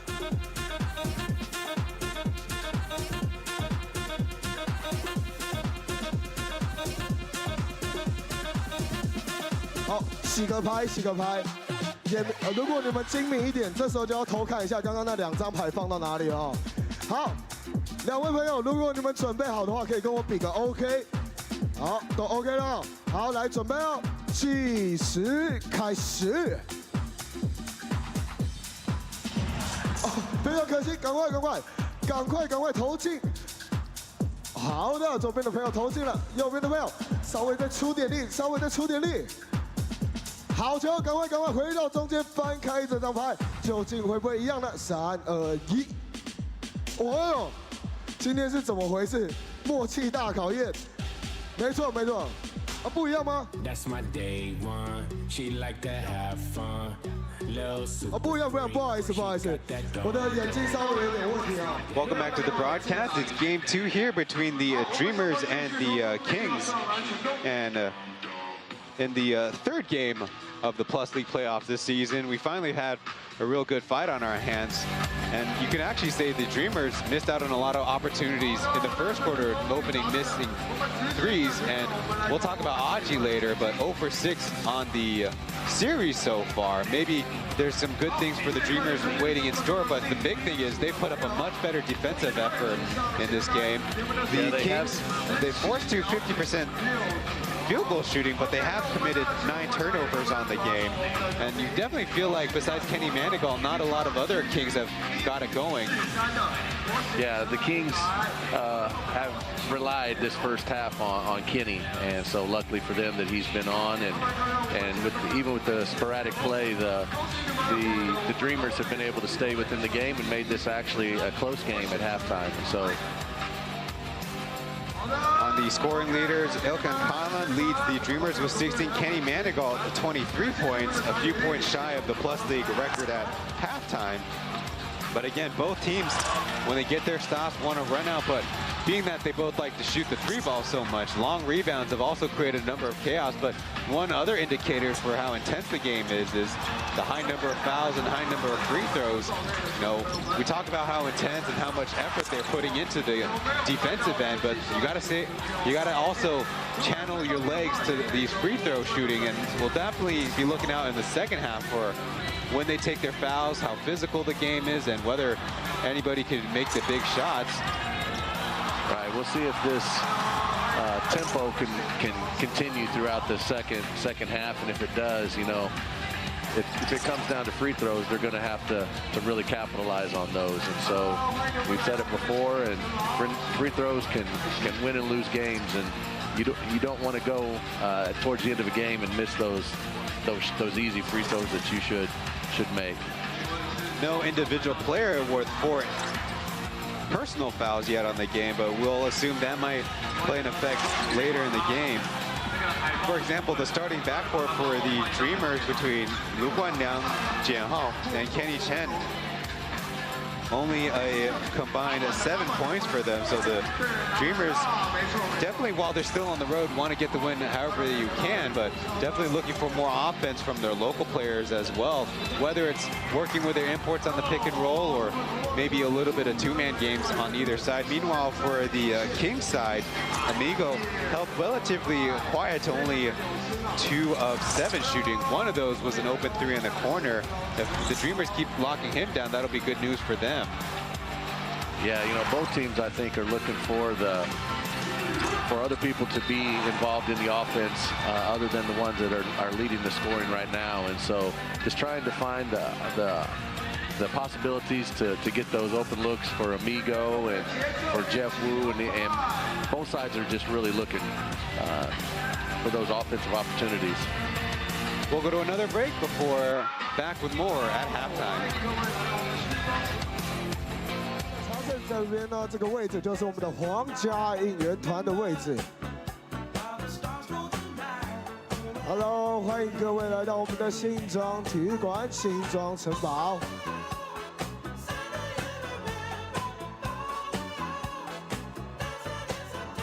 我看到后面也有就是唯一啊，哈哈哈，就是唯一，就是 MVP。That's right, that's right. Hello， 好可爱啊！也可以看看我们现场呢，也来了非常多的我们的小王子以及我们的小皇后们，来跟大家来挥挥手，这些都是我们未来的主人公啊！希望呢，我们小朋友呢都可以来我们现场，我们的新庄城堡玩得尽兴。Hello， 2楼的朋友。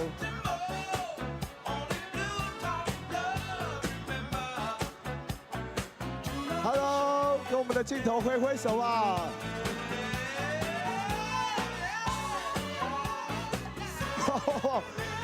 我们救人形地板都来了，哈哈哈哈！没错没错，王迷就是我们的第3羊啊！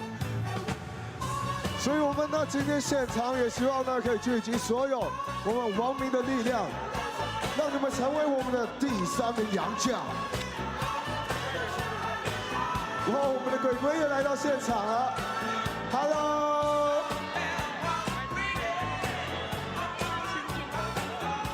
相信今天有我们鬼鬼的加持，我们今天可以获得我们的第2场季后赛的胜利。哇哦！我们这位小皇后支持的呢是我们的 No.1 背号1号林书伟。All right， 就是专情。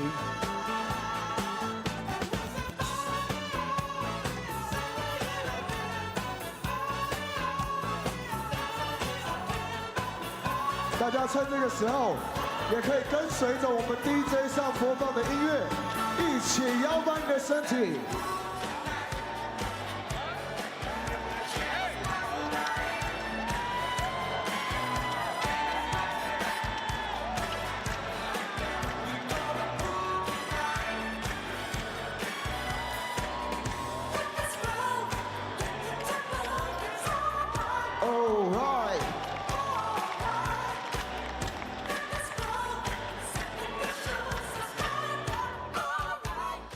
真的难怪大家都说来到新北国王主场季后赛一定要来签名。Roger 为什么会有这样的设计呢？这是因为我们季后赛 slogan We Ready 嘛，代表说要赢下7场，我们才能得到总冠军。那我们也希望在我们前面的2场主场，我们先拿下 W， 还有E。象征 We， 我们一起冲往下一轮。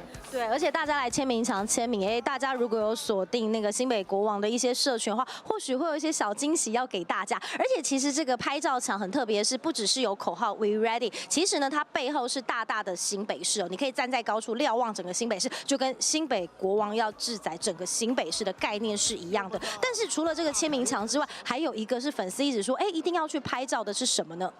在我们的场馆的后方有一个皇家宝座，那这个皇家宝座有皇冠、有权杖，那就希望大家来戴上皇冠，拿着权杖，摆出你最帅的王者风范，那就可以跟新北国王一样。没错，在季后赛期间，不只是比赛战况激烈，非常的精彩。其实呢，新北国王也非常的用心哦，在整个主场设计了非常多的小巧思，包括了商品，也欢迎大家来体验。那我们继续将焦点回到比赛场上。的球迷们，大家也可以在下次入场的时候，陆陆续续可以自己动动自己的小巧思。我们呢有看到的话，都会帮你们把板子上的字都念出来。感谢你们的支持，相信呢我们的球员呢看到也是非常的开心。Yeah, No.1 Jorlin。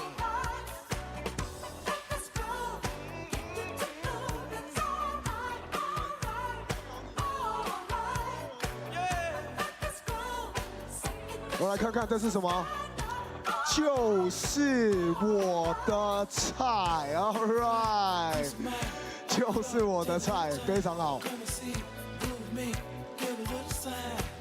好了，我们2楼的网民们，跟大家来挥挥手吧，告诉他们 We ready。Yeah, Kings in 3， 没错，说得好。Let's go, let's go！ 哇哇哇！我们的摄影师，这个算摄影师拍摄影师，刁钻，这个够刁钻。然后我们再看这摄影师在拍什么镜头，原来是在拍我们的这个林世轩以及我们的威霆的粉丝们，来把你们手上的白板跟衣服拿起来，告诉大家你们支持谁。All right， 是我们的小威霆以及我们的世轩。Hello， 跟我们镜头挥挥手吗 ？All right。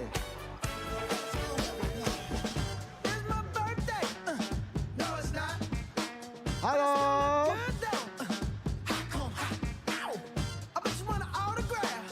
哇，是我们的鬼鬼，欢迎鬼鬼来到我们的现场。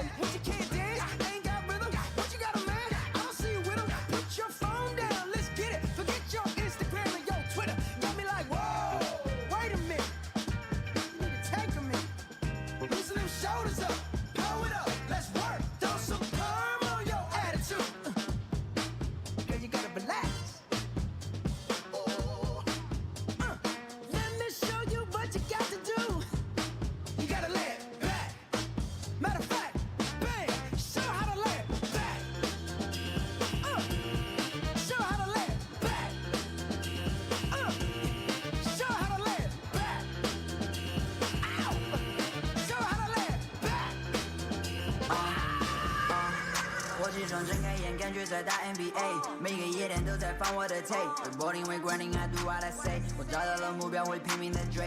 Hop in my jet, hop in my coupe, Henny in my car， 我向你 salute。球场的边界把我框不住，在人生的赛场我不停的 shoot。听到的哨声响也不能停，除了我自己，我谁都不信。Just about a minute until the action gets started again for the second half.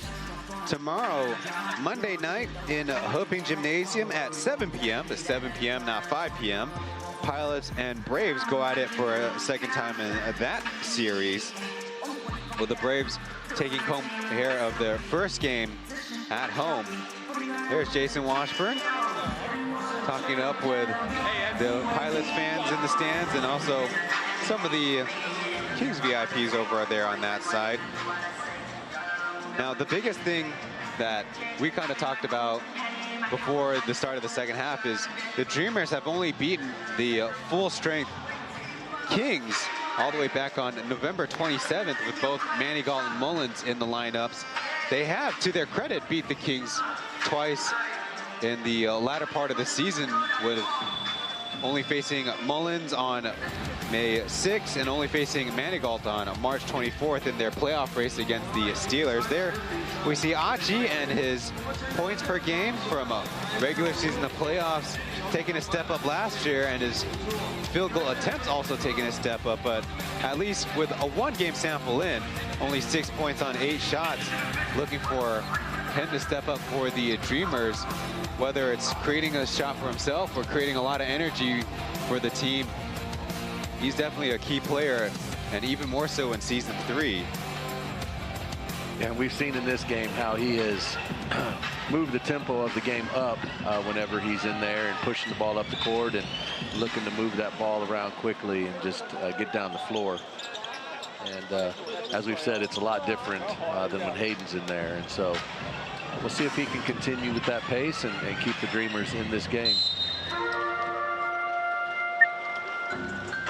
Kings start off with the basketball. Both squads with their starting lineups in there. Big Sushi guarded by Gilbeck. Denied the pass at first as Mullins forced to catch it way out high, and now Amigo after the screen. The long three coming up and railed. That was a nice screen by Mullins, and then Amigo knew that he didn't have much time to get that shot up, and so he was able to get a little bit of distance between him and Ryan, and so he was able to hit the shot. Doug slipping it down to Kahan, who steps through for the reverse layup. So a quick two-point answer by the Dreamers. Now Doug only averages about assists per game, but when he's there on the down screens, he's a big threat. Amigo backing his man down, now stepping through, spinning and shooting. The bounce tapped out by Gilbeck, but right to the hands of James, who's going to get called for the travel there. So could give him credit for the second effort, but you need to be a little bit smarter with Gilbeck guarding him, as you see Byron Mullins trying to come over for the help. I'm not real sure why Gilbeck hit it off the backboard instead of just grabbing it. Maybe he thought that there was a defender on his back to... Kenny goes to the floor as the Kings get to running. Joe Lynn aims it up, and he knocks it down. You want to make up for that three-pointer he just made that was waved off due to the turnover that just happened, and so he was able to get a good look at that three. Conley was looking for Gilbeck, but now they need a reset. Kenny slips it to him, clutches, but misses. It was an open look, but as Kenny Manigault flying through and called for the charge, it seems. Well, again, our players need to be reminded, can't review fouls in the Plus League unless they're of the unsportsmanlike variety. So Kenny Manigault will get credit for stepping in there. Definitely a risky play for both him and Manigault. Thankfully, both players don't look too worse for the wear. Right. Gilbeck coming up from behind could have gotten a foul too. He's got to be careful with that. that long swipe of the shot block attempt. But then Carmen gives it right back. A ball handling mistake outside. No, those are the type of errors, excuse me, those are the type of errors that the Dreamers are really going to have to cut down on right there.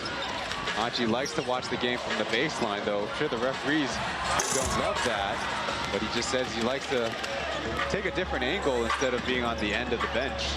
So a second opportunity. Kahneman has got to step with the drive. With the left hand, it's in. After a couple swirls.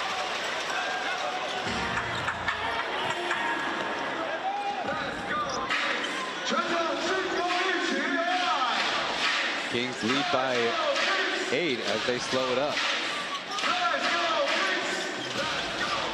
To the corner. And up for Domingo. Clean look for him. And another miss.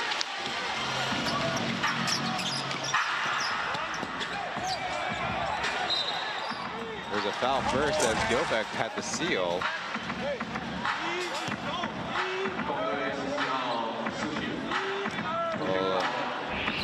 James now with 2 personal, as you see Gilbeck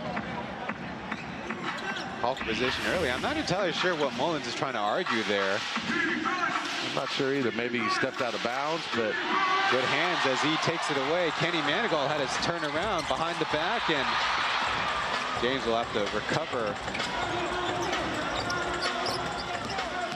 So in the half court, Joseph Lin with a mismatch, faking right, then going left, and throwing the pass to a Dreamer. So you're seeing a lot of high-level play, but not exactly high-level finishing, as this time Mullins called for the foul. Again, Gilbeck trying to do his work early. Both sides seem to be struggling to get back into their offensive swing. They finished on, both teams finished on a strong note, but now they're struggling to find their offensive identity. So 3 team fouls by the Kings early as Kenny leans back. That ball taken away by Gilbeck, and unlucky there. That'll be a loose ball foul. More what I call the excuse me foul variety. That will be Gilbeck's 4th foul. It will be his 4th foul.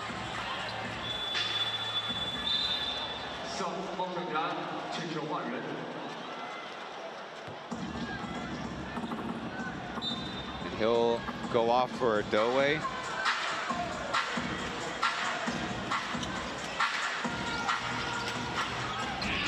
Motion game for the Kings as Amigo takes it off bounce. Still dribbling, squeezing, faking, now passing to Joe Lin. He's open and clanks it. Dreamers with the quick transition on. Dug over the top for the lay-in, and so whistle first. Looks like we might have a delay of game warning. I haven't heard that in a while.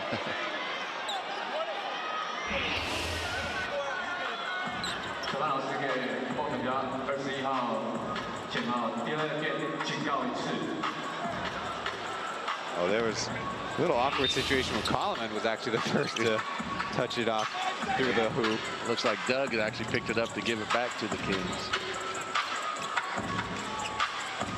All right, that duly noted. Foul, it looks like Kenny trying to play physical. Byron Mullins ended up on the hardwood.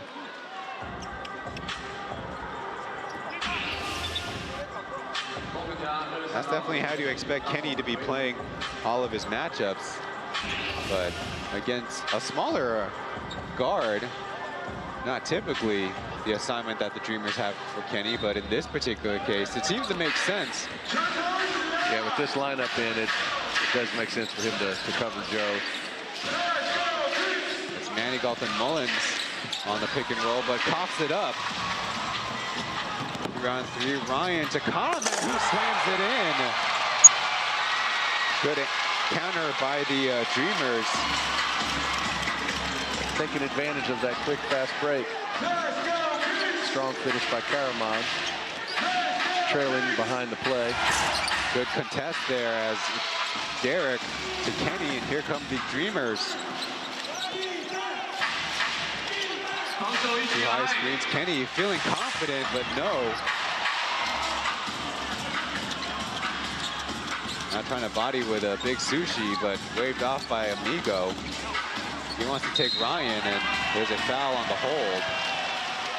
So now the team's evened up at 3 fouls apiece. Finally, our first stoppage of the second half. With 6:54 left in the quarter, it's the Kings up by 4.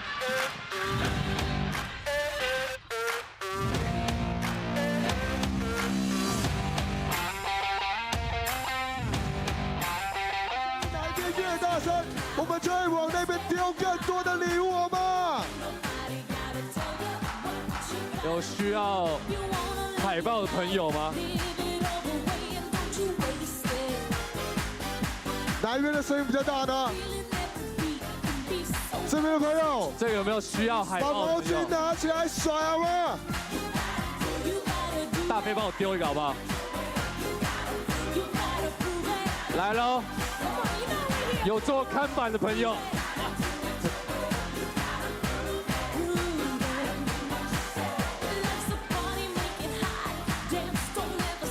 这个有吗？这个有吗？这边的声音可以给我们把毛巾甩起来。 Welcome back inside Xinjiang Gymnasium, where the New Taipei Queens throwing around some posters.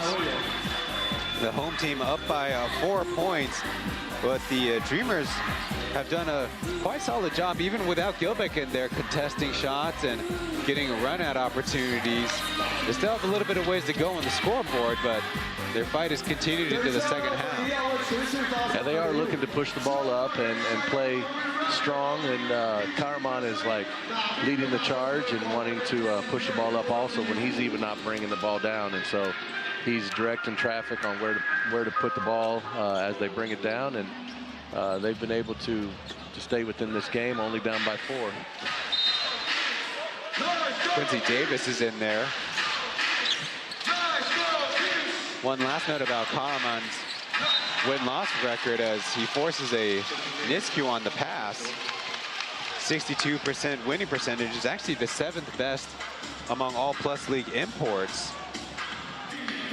So in Taiwan, in the basketball discourse, he's called the Dreamers' lucky star.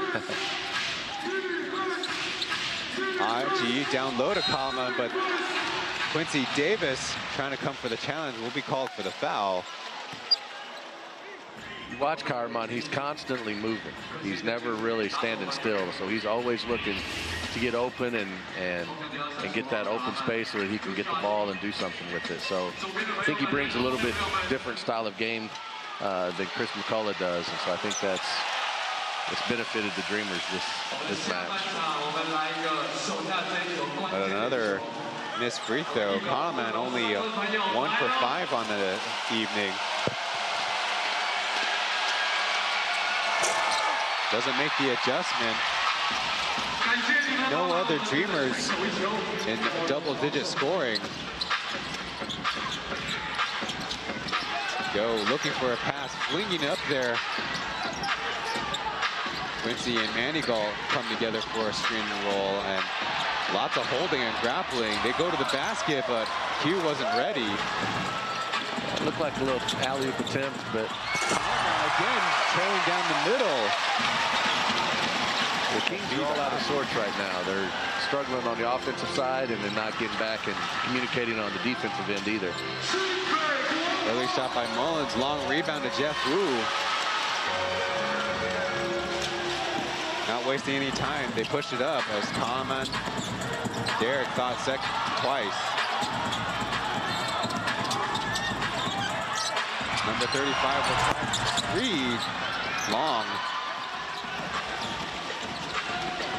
Now let's see if the Kings can get a little bit more organized. Karaman jumps the pass, and one man to beat will foul and the basket. We're tied up at 59, and Ilkan Karaman, the Turkish big, is putting in his share. Looks like he's going to force the Kings to a timeout. Definitely needed by the Kings.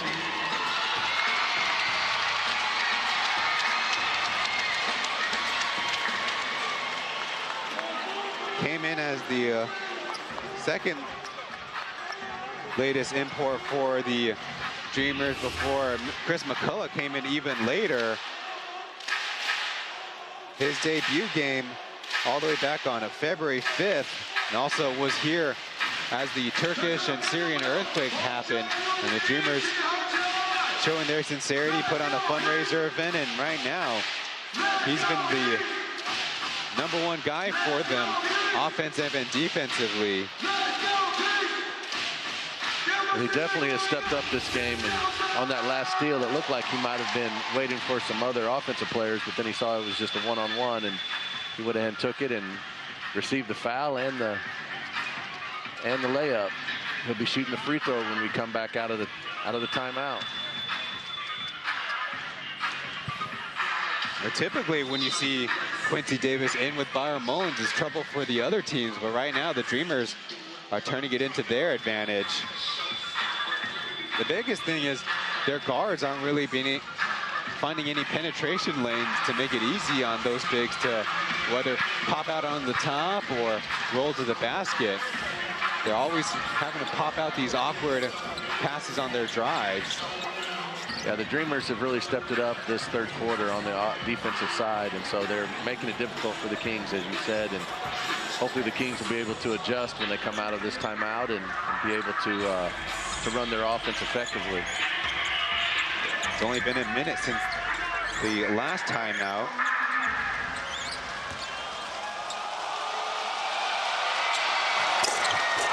And this time he bounces it in, so if I'm remembering back correctly, this is the first Dreamers lead in the game. Yes. But Amigo with a catch and shoot opportunity. That one's halfway down and out. And then who it is Conlon with a rebound. Quincy Davis had a good shot at it. The Dreamers with a 1-point lead. Back to Doug, a step beyond the arc. He swishes it. They're now up by 4. The Dreamers have really worked hard and played better this third quarter, and now they've got the lead. Go probing and then going to the basket.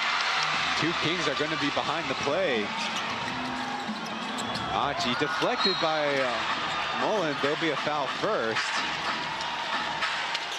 Not sure who it's on. It'll be on Kenny. Will be on Kenny. A couple free throws coming up, but relatively speaking to what's been progressing, that's actually an okay result for the Kings. That's right. Kind of unlucky again, but there you see the left-handed contact to the torso, and whether it caused a trip or not, there was contact. It actually might have benefited Aji on the fall, helped him stay up a little bit. Well, in any case, he makes the first free throw. Finally at 10 points is Aji. No three-pointers made, though. That's also got to be concerning if you're the Kings staff. But a missed second.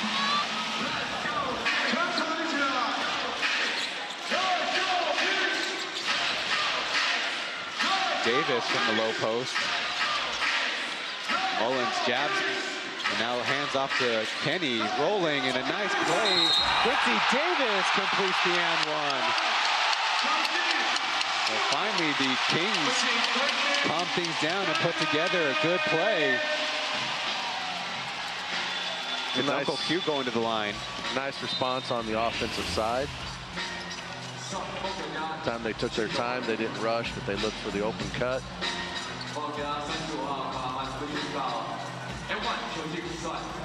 Karaman was there late with the block. Yeah, throughout the third quarter, they were playing a lot of their team offense, but that time a three-man game. The two shooters on the other side really opened up that space.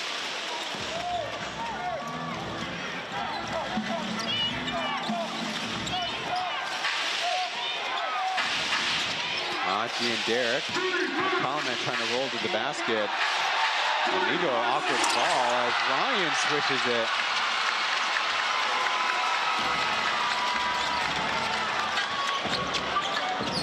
Lead back up to 4.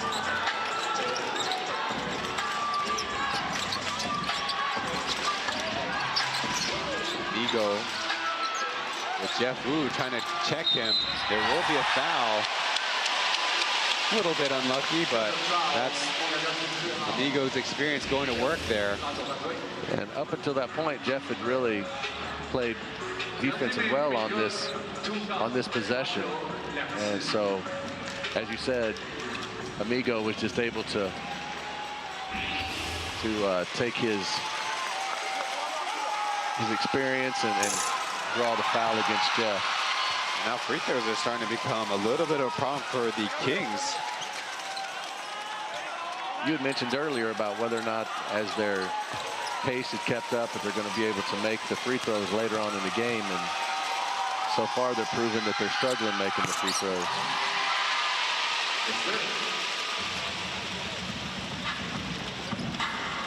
1 for 2 trip.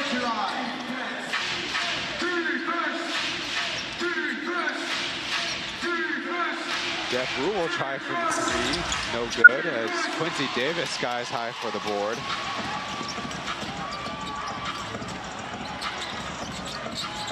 Back to Manigault, jabs. Not a lot of movement. As they get it to Davis, forced out, and Manigault tries the 3 short. Uncle Quincy Davis gets to the other side. No help at all by the Dreamers, and Joey left on an island, couldn't take care of Davis. That's textbook Quincy right there. Get the rebound, turn and face the basket, see an opening, and drive. Coleman, a little careless with a dribble. 7 seconds on the clock. It's Jeff Wu through the hands of Kenny Manigault. A little lucky there, but the luck runs out as here come the Kings.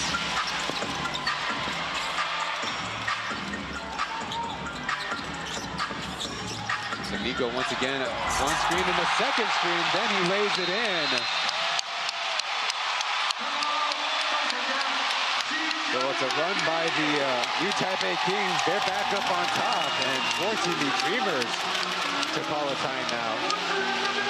That's what you can kind of expect.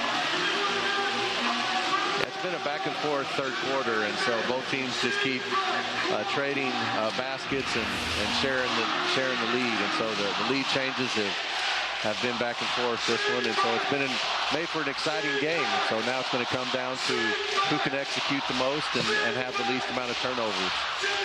Of course, the biggest factor so far has been Amigo, 6 points on the quarter, but might not have any assists, but he's really the guy who's starting the offense for the Kings, especially in the half court every time down. Meanwhile, for the Dreamers, one note in their favor is that the Kings have not made very many substitutions with the rest of the guys besides Quincy Davis in for Big Sushi. Yeah, so that is one thing that the Dreamers have, that they have kept their lineup in that the Kings have, and so eventually they're going to have to make some adjustments and make some substitutions, and that's when the Dreamers can look to capitalize again. With the Dreamers on the quarter, they've only turned it over twice. And 2 offensive rebounds by the Kings, so some more 50-50 balls probably need to go their way if they want to come out on top by the end of it all. Yeah, and I think it just comes down to just continue to play hard and go for every loose ball. Just really take advantage of the fast break if you have it. And I think, if you continue to do that, I think that, those balls will start falling their way. Kyle Lee Cayenne is in there guarding Achi.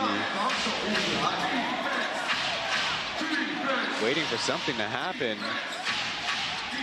As Wu Guanyang, 3 going left, but it's Derek. Too physical with the screen, and I'm sure for the Kings fans saying they're finally calling him.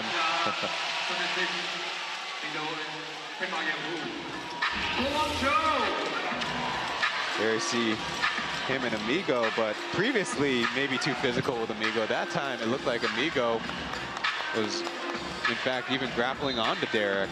Yeah, hard to tell again. Hard to tell when guys are overemphasizing the touch, trying to draw that foul. Poke pass out for Kyle.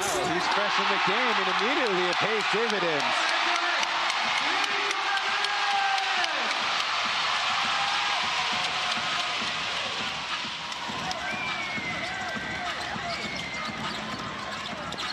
Back to down by 4. Collins will take the mid-range jumper. Derek fighting and eventually pulling it down. A little bit of bigs on big on the same side, and lucky to hang on to the basketball. Yeah, that was lucky. That's not a turnover. They need to really keep possession and have a good look at the basket. They're down by 4, and they don't want to allow that lead to get any further.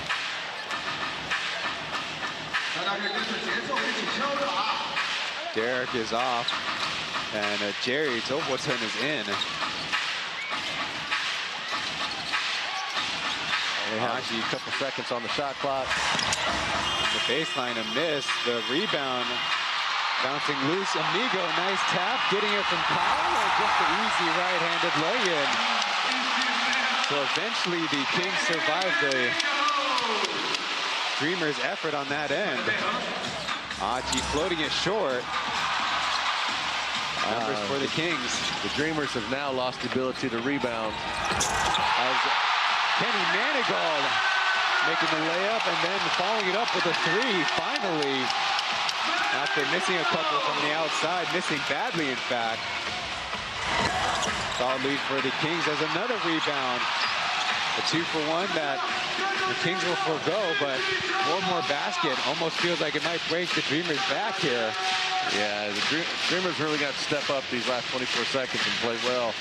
Not let up an easy basket, maybe get a basket down before the quarter ends. Scoring with skill, but a miss as Achi finally tracks it down. Only Amigo and Kyle back as Ryan will try the 3, overshooting it. And good effort by Kyle, but it'll go out of bounds for the Dreamers, 5 seconds left. I don't know if I'd settle for a 3. They really haven't made a lot of threes this game, so why not just go ahead and drive and take the chance for a foul on the penetration. And we had a 2-on-1 situation there, or 2-on-2.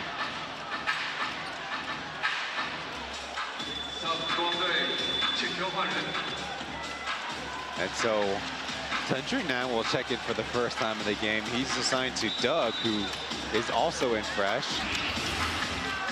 Out of the baseline. Leaning and popping the shot, too strong. And Amigos, he doesn't even touch the backboard, but a real strong Kings run to end the third quarter as they look set, trying to defend their home court and go up 2-0 in a 5-game series. We'll be going to break. Back after this.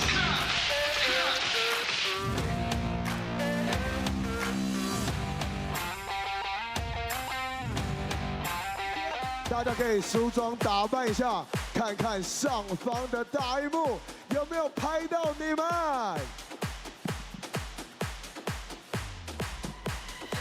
Hello， 现场的球迷朋友们，我们来看看上方的荧幕，跟着我们的佑哲还有我们的实习一起比出2个圈圈，一起进化，不止于此。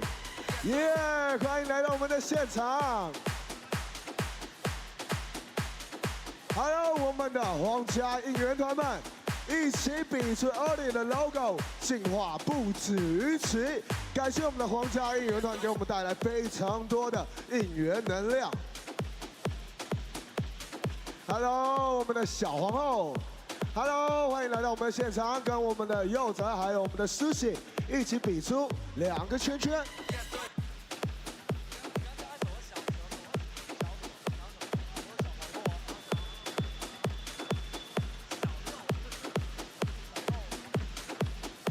好了，我们比出2个圈圈，一起进化，不止于此。欢迎来到我们的现场。Hello， 没错。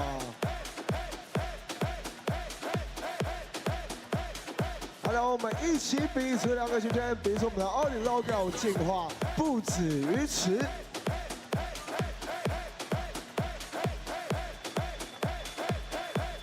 哎呦，自己比出2个圈圈也是可以啦。One final frame to go here in Xinzhuang, Game 2 between the Dreamers and Kings. The Dreamers do take the lead in the third quarter, but the Kings settle down on defense and get a few run-out opportunities. And of course, their leading man, Kenny Manigault, now with 28 points on the game. But before we head to the action, the biggest thing is Brandon Gilbeck only played 3.5 minutes in the third quarter. Seemed pretty intentional that Coach Eric was saving him. He did not play at all in the fourth quarter 2 nights ago. Chris McCullough took the 1 import slot. Elevator play for Doug. He turns and shoots it almost in off the bank. Yeah, so Gilbeck's now in there and he's been rested the whole almost all third quarter. So I think they expect a lot out of him and they want him to help the Dreamers get back into this game. Kyle hit one earlier, going for his own rebound and flying in with a tip-in. So that's a good example for young ball players to follow right there. Follow your shot. Doug with another in and out. So close. The referees need to have a little conference about this out of bounds. Look, Lee Kayan guarded by former teammate Zhou Boateng. Just that one step too late. Yeah. Couldn't get a body. I don't know if he realized he was going to go in for the rebound or not. It was a nice putback though by Kyle. Now it's Kenny trying to guard Lee Kayan at the point. As Amigo on the curl play will get another foul. And the same thing, you definitely want to keep your hands clean when Amigo goes around those curls. Yeah, he's so experienced and he knows how to draw you close, and then once he gets you there, he's going to go up for the shot and draw that foul. See, he's get that left elbow out a little bit on that shot to draw the foul off of Ryan, so they get their arms mixed up. That's just from years of playing right there. On the game, Amigo, 14 points, make it 15. He's been the push starting in the third quarter. Like I said, he doesn't have a lot of assists, but he has really been looking to score.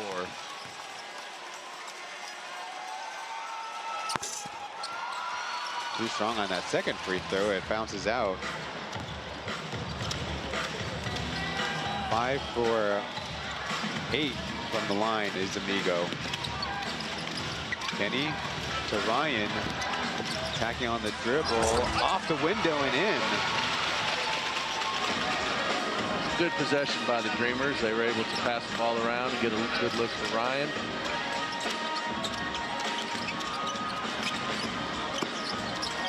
Driving kick action as Amigo, with Jerry now guarding him, tries the three. It's way off as Davis causing a little bit of trouble for the Dreamers.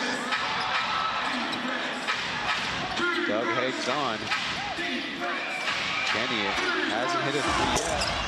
Tried it off the backboard. Careless turnover by the Kings. And now an offensive foul as Gilbeck bodied Kyle down low. That's where you got to be a little bit more skillful. Take more of a sidestep than a step right into the defender. You can't just run into him. Yeah, it's definitely a charge. Again, like I say, you probably want to, in fact, engage a drop step early, and if the defender falls, the referees can actually give him the flop. Right. But if you go right into his chest, it's kind of hard for the refs to give it to you. Well, you step around him, then you have a mismatch down in the low post also. Mullins takes the dribble, then passes it off as Davis and Zoboton were tangled up. Consecutive fouls by the Dreamers.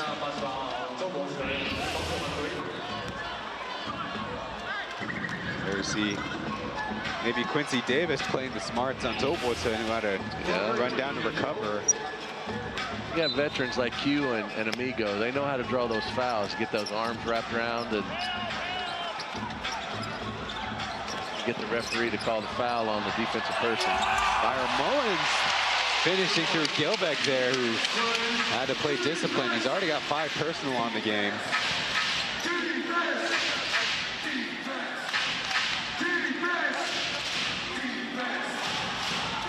Looking the other way, but it's just Jerry. But Doug slipping it down low. He gets the foul as Davis was caught out of position. So again, is Doug Creighton kind of settling things down for the Dreamers. That's a nice look by Doug. Jerry went up and set the high screen and then slipped it and went down and got the pass from Doug. Jerry looked good on the first free throw attempt. On the season, Zobotan only attempted 24. Throw with the second one as Senjunan. He's finally on the stat sheet with that rebound. Kenny forcing Lee Kai-yen back into the turnover. And Lee Kai-yen's had plenty of problems during the season. And a lot last season too, bringing the ball up across the timeline. You know they're going to put pressure on him. Let's see what the referee saw. Well, there could have even been contact too. So it went off his legs. That was good pressure by Kenny.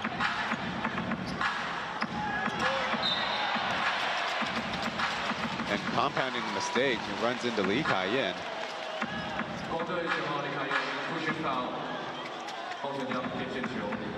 So as quickly as the Dreamers accumulated fouls, a couple in a turnover and one of their own by the Kings. Same play as Gilbeck's at the high post.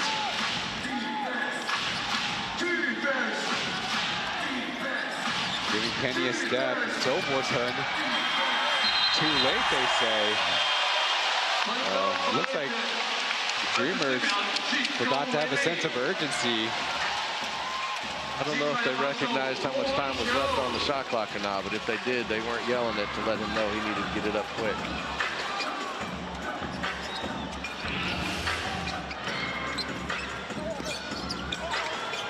Over to Kyle, left wide open, but off as Zobotan knocks it out of bounds.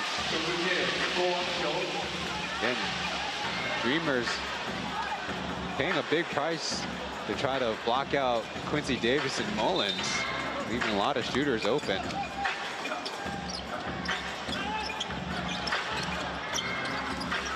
Down to Mullins, who turns and fires, but in and out. Mullins with 14 points on this game after yesterday's effort with just 8 as another whistle. This time Zobotan goes down. Senjunan showing off his weight room gains.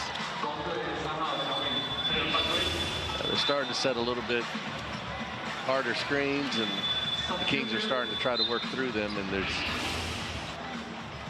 receiving fouls on that end of the court. Kenny's taking a rest with AG coming back in. See if AG can calm the offense down and be effective as a floor general, as a floor leader. Joseph Lin checks in with him. Left open though, it's too long. Chance for the Kings to go on the runs. Senjunan or Steve will swing it out. Lee Kai-yen rejects the screen, misses the layup. Got a 2-on-4. Doug brings it back out smartly. Pulls it out, sets up the offense. Now it's Lee Kai-yen who tried to pick the pocket. Keep on mentioning former teammates. There's 4, if not 5, if you count Doug for his one brief year with the Yulong Dinos. As Kenny Manigault will come into the game. It's definitely the personnel that you would think would favor the Kings.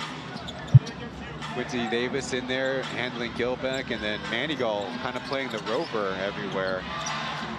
Twist on the Aji though as they look to pass over. It's blocked by Q, and the tap out to Manigault.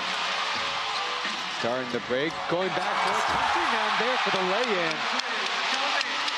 Yeah, like you said, this is the lineup that's definitely going to benefit the Kings, and so the Dreamers are going to have to really be smart and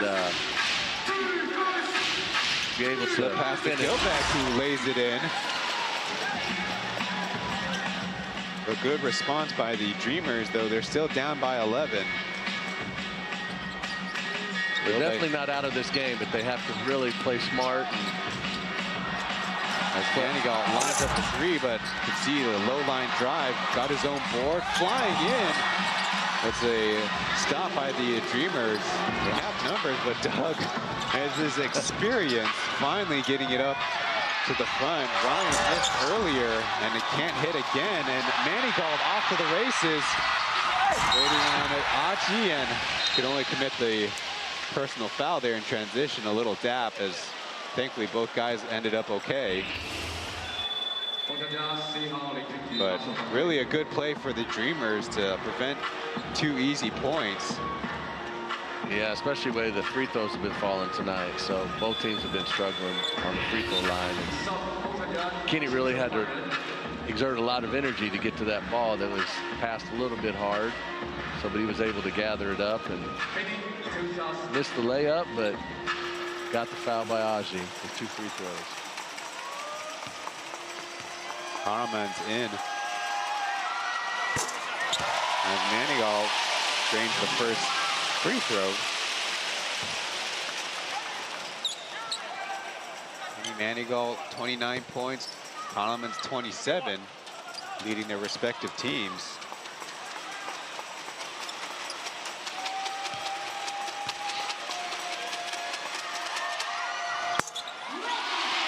And another one.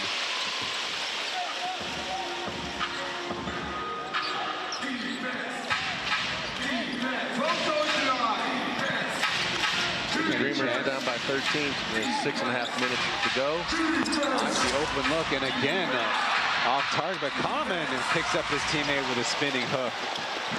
Again, Aji's got to calibrate a little bit. Consecutive 3 is too strong. You have to adjust. And Manigault hands it off. Now getting it back with a little bit of angle. Nice top step and the lay-in. That's just pure athleticism right there by Manigault on the way to the basket. Making that adjustment. Gary screens as Aji forces the block by Joe.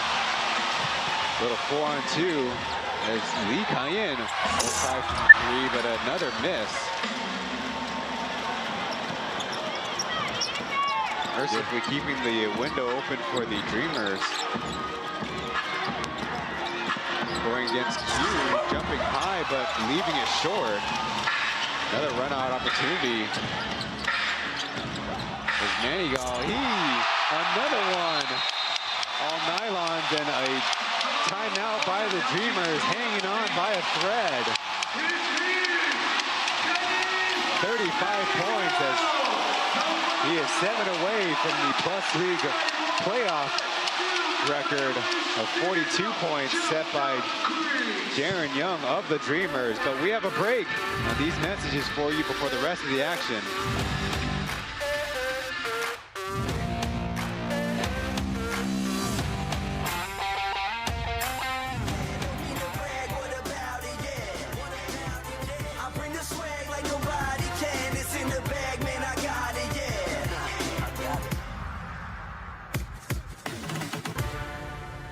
毛巾甩起来，尖叫声给我们的新北国家队 New Taipei Queens， 会被撞到地上。怎么有一堆例行的问题啊？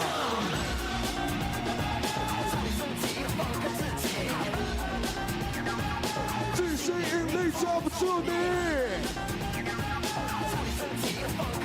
谁 what?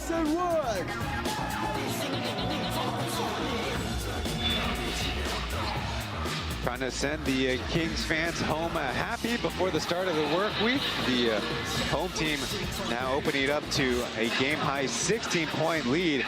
And we said it in the start of the game, and we're saying it now. Kenny Manigault, after Friday, playing the Kings high of almost 39 minutes, having a double-double. He's back at it again. And really the biggest threat for any import this season or any player in the Plus League to turn defense into offense.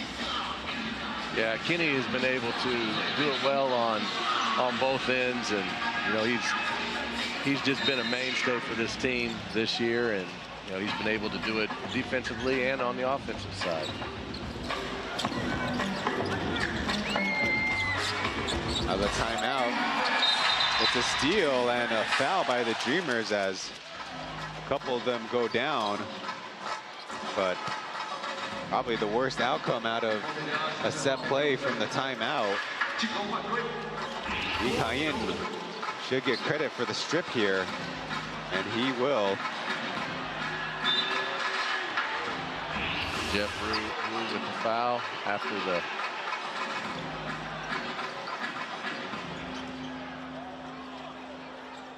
Kings not so happy that Aji tried to get the feel of the basketball, but the referee saying we had a moment.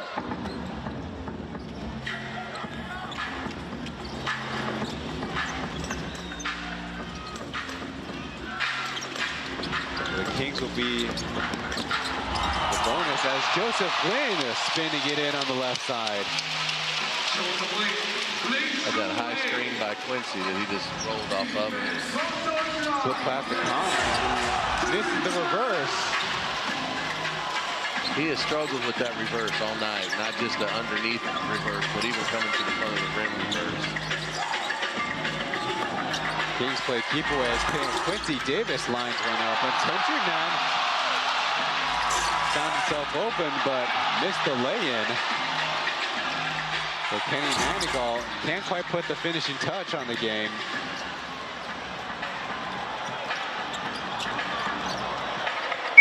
Alleman now going one-on-one and throwing it a little bit out of the reach of Kenny. 4 minutes to go. Sendrinan who called for the hand check.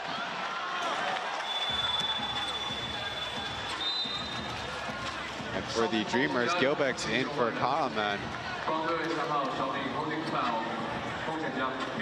18-point deficit is going to be difficult, not impossible for the Dreamers to overcome.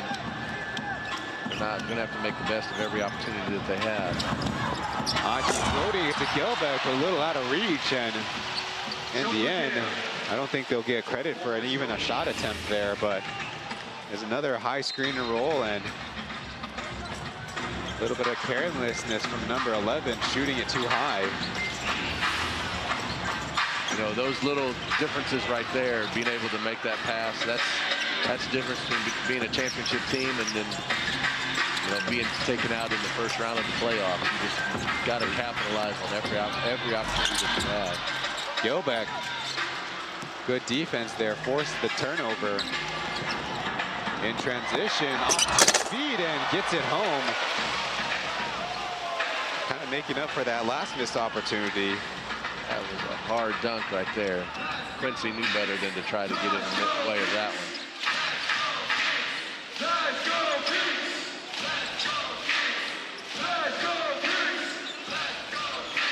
Joe going right after the Quincy Davis screen, and the Dreamers thought they had a double team, but the referees say foul. It was on Aji. It will be his fourth. Get another look at the trailing Gilbeck. Had enough air. And a sweet pass by Jeff Wu, too.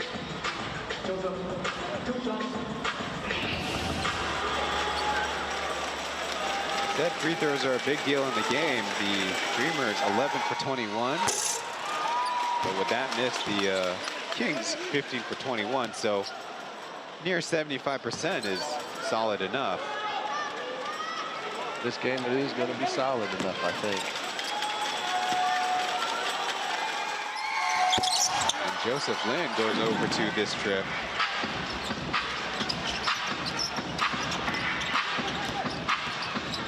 Nice hit by Doug and Gilbeck. I got a feeling that long stint on the bench has done him good in the third quarter. Yeah, he's getting up and down the court. But Chen answers right back with 3. You've got to cover your man on the defensive end. Aji weaving through. Over to Doug. Shooted on the run, but that's not been there for him. The referees call a foul on Davis. I don't think he minds too much.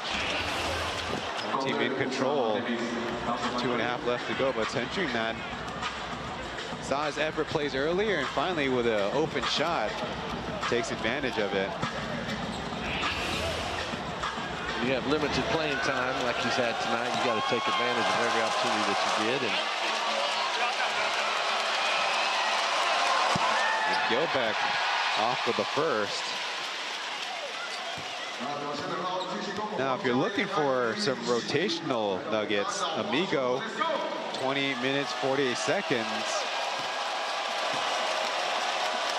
Might be able to finish this game off with him resting on the bench. So that's a positive note for the Kings. The Kings have been fortunate that they haven't had to have a lot of playing time out of all of their starters. Kenny, as usual, gets a lot of playing time, but at this point of the season, Ryan feels like he can handle it. For the most part, they've had some decent substitution, and looks like Gilbeck effort play will pay off with a Kings turnover. The Kings bench seems to think they want to consider a challenge, and they will. It was the slot official who insisted it was Dreamers basketball, but in any case, another stoppage. Now, in the first game, the Dreamers were down big and closed the gap a little bit thanks to a 22-13 fourth quarter effort, but in this game, the deficit seems to be slipping more and more, as you can kind of see what the official saw as Gilbeck and Quincy Davis had their hands on that basketball. So it's closer to a 50-50 than initially thought. It's a tough call. It looked like it might have been off Quincy's hand last. Right there, his finger got it, but it's hard to tell.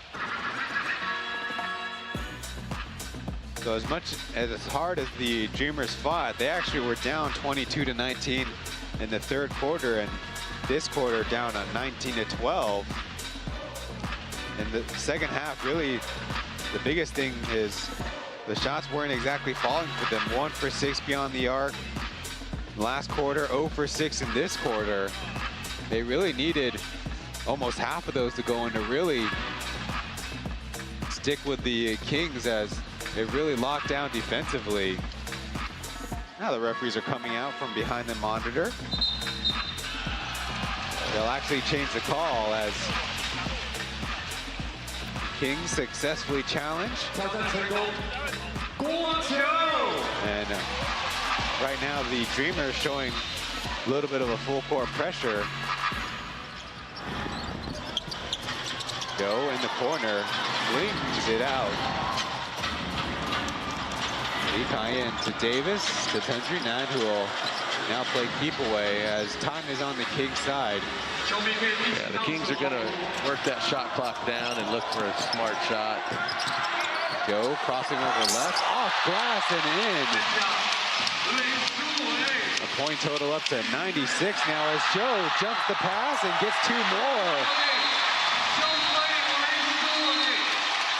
And a backbreaker as the far side official, great awareness, recognized that the Dreamers wanted to get Jeff Wu in. I think it's just coming down to a deeper bench for the Kings, and just that substitution rotation that they've been able to use has benefited them. Take foul by Quincy Davis. So not making it easy on Gilbeck. He does have 12 points, but definitely been a struggle for number 34 over the course of the game.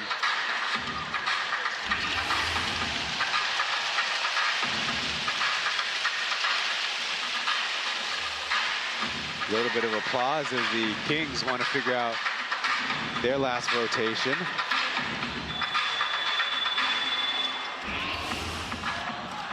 They don't really have a spare big, you could say, on their active roster. As the score table trying to indicate that Quincy Davis needs to be taken out for his now 6th personal. Just a little bit of cosmetics as Amigo will come into the game, in fact. Let's see who he's joined by. It's Byron Mullins.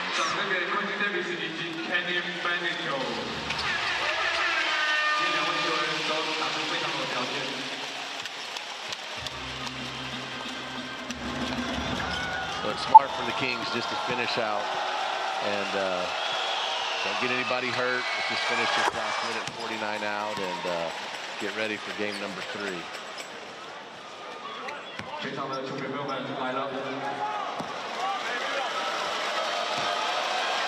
Now then, if we're looking ahead, that will be Thursday, May 25th at 7 p.m. at Taichung Intercontinental Basketball Stadium. Now, I kind of looked ahead, and I believe there will also be a baseball game that day, so fans definitely try to get to the arena early to avoid the traffic. Lee Cayenne had that one stuffed, but again, Chen Junan in the right spot. So more clock bleeding for the Kings. Joe to Mullins to a from 3. Even if that was a miss, that was still a good use of the shot clock. Get it down. Don't get the Dreamers an opportunity to be down on the offensive end. Trying to get the shooting field back, and it's another miss.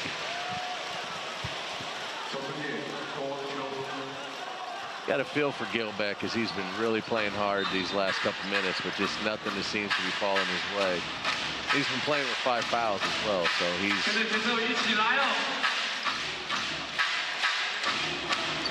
Lee Cayenne trying to call a play. Byron Mullins trying to call a different play.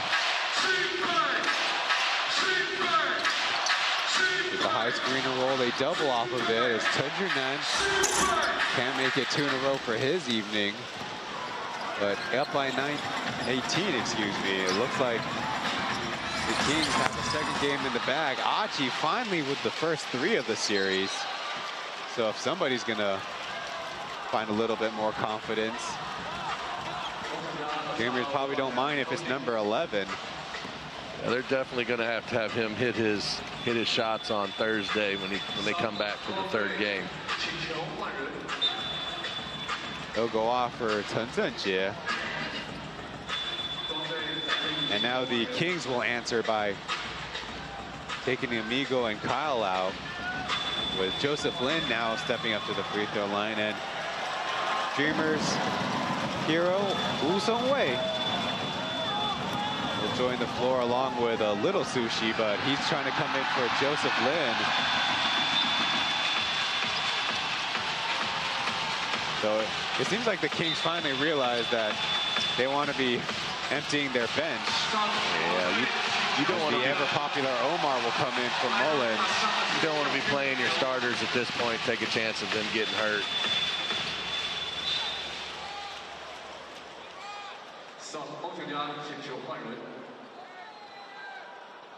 Now, if we're finally done with the substitutions, Joseph Lin kind of sneakily with a double-digit scoring game, though. Oh, now it's 3 straight free throws missed. Come on now, Joe. Now, thankfully, these 3 misses don't count to his MVP vote, which will tally ongoing now in the league office. Finishing off in a make as Little Sushi will come in for him. Ling Sixuan. I'm sure free throws will be something he'll be working on tomorrow. He gets inside the gym for a shoot around. Ling Jingbang helps out with the stop. There is a 6-second difference, so chance for the Kings and Dreamers bench to get one repetition or two in.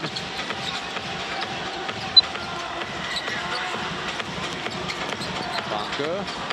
JJ over to Little Sushi. He'll try the three, and the last little present for the home Kings fans. Makes his presence known. 1 for 1 from 3.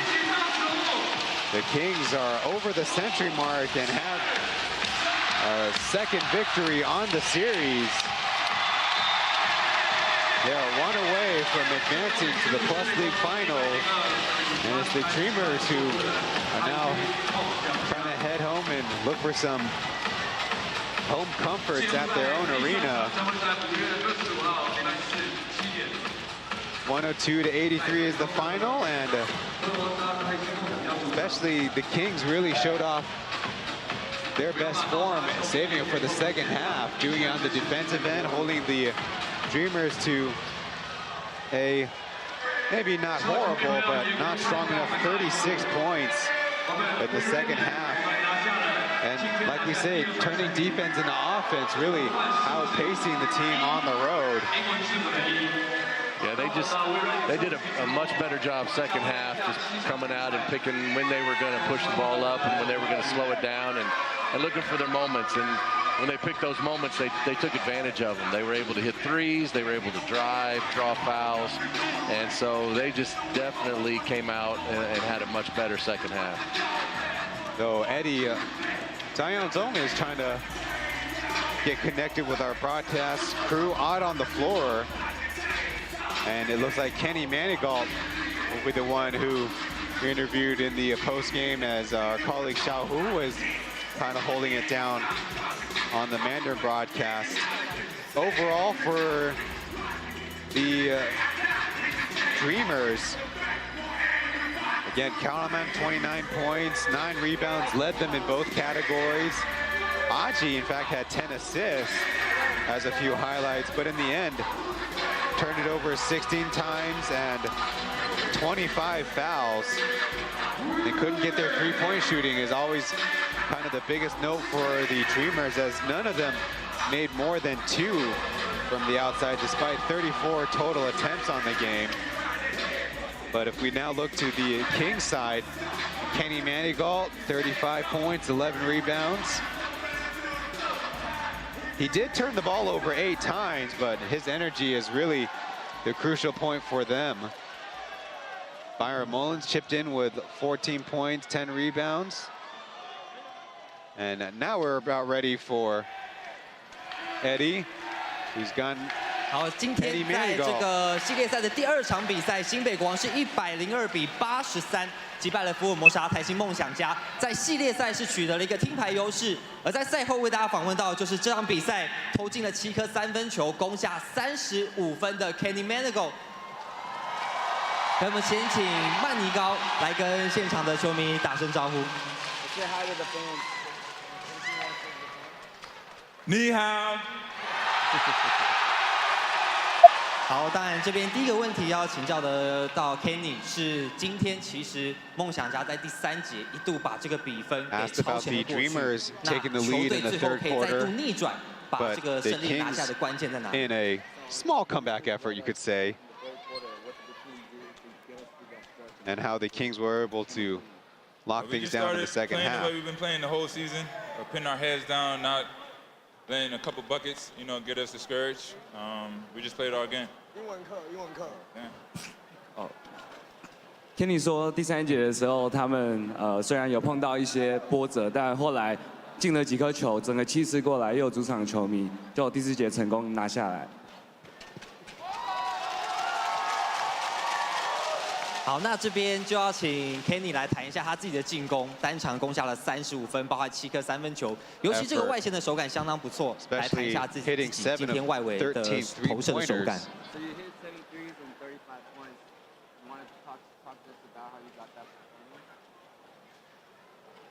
I mean, I was just playing basketball. I missed a couple, but I don't, I think everybody realizes if I miss 20 shots, I'm going to continue to shoot. I mean, we want to win the finals. We just got to take it a game at a time. Just want to make sure we won the game. Kenny 说他虽然有几颗球没有投进，但是他其实不在乎，他就是继续出手。那他也希望把这个手感延续到冠军赛。好，那讲到这个延续冠军赛，新北国王现在距离总冠军赛的门票只剩下最后一胜。Kenny 有没有什么话想要对现场主场球迷说的呢？ Now asked about his message to the fans.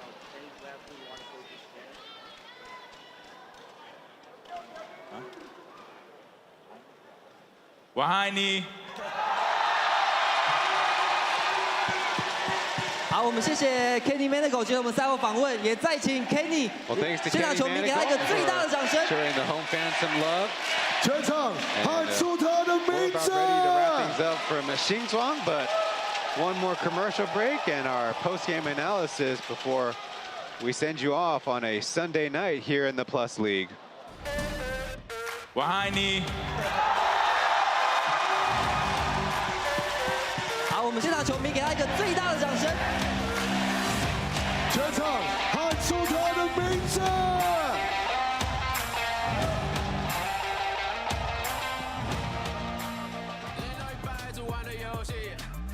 传说好几页的危机，一条大街了，这天门未闭。下个弯道展开新的命运，你学不来的样，我是原创的产品。一堆冒牌货全部被我烧成灰烬，你赶不来的渣被我原地超犹豫。没有碰过坏人，今晚就让你碰壁。他们追不到林北，车尾大老爷，终点超前八条街，瞬间脆锐一睁眼，油门大脚点，剩血一烂的沸点。看见我的车，你得眯着眼。 这是落差或者临界点，万马落差总是在领先，这条路上为你杀之前。找回心跳的跳动，一个信号就触动，别问怎么做。我还应该怕什么？那个怒放脑，再差不多，再差不多 ，right out， 呼啸，这个赛道。 过招，屏住呼吸，听着播报，所有目光盯着外道。要说吵就到，渴望一秒像是金银财宝。你心里有鬼，让你软的手脚。我像是总会不要被我捉到。规矩，给我有点规矩，甚至未完让我建立新世界的秩序。完美弧线，拉出0.几的距离，奇迹般的结局 ，like a fucking movie。 这是我的名声，始于度外，顺利归来，轻功在独白。别当老师路，兄弟们无所不在，最好别来阻碍，赛道上我主宰。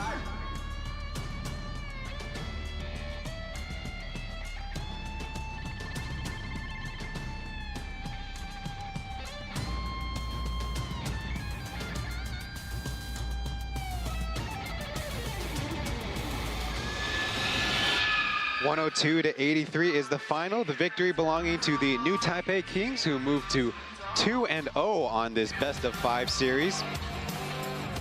Once again, I'm Ryan Chen, joined by Darren Pertel on the English broadcast. See the combined team statistics where, again, the Kings held the Dreamers to a low shooting percentage. And we can commend the Dreamers for actually being positive in the turnover margin, but they sure made their share of mental mistakes. They've missed their open shots, and so they're definitely looking for a better effort when they move down to Taizong. Yeah, you know, they have the game on Thursday, and so they're going to really have to shore up things and make the shots. You know, they played well first half, but then second half they came out and sort of stalled a little bit and struggled a little bit offensively. So they're really going to have to shore things up tomorrow and be ready or this week and be ready on Thursday. Now, one note that might be in their favor is the rest of the Kings, besides Kenny Manigault, only 7 for 30 shooting 3 or 23%. Tomorrow, got another Plus League playoff basketball game as part of the Week 1 action. Tauri and Purian Pilots at the Taipei Full-On Braves home for their second game of the series. There's Xiao Hu and Eddie Tanyao. So thanks, Darren, for joining us for the English Cup. We got another game tomorrow. Yes, looking forward to it. On behalf of the 6 teams in the league office, thanks for watching. We'll see you in the next one.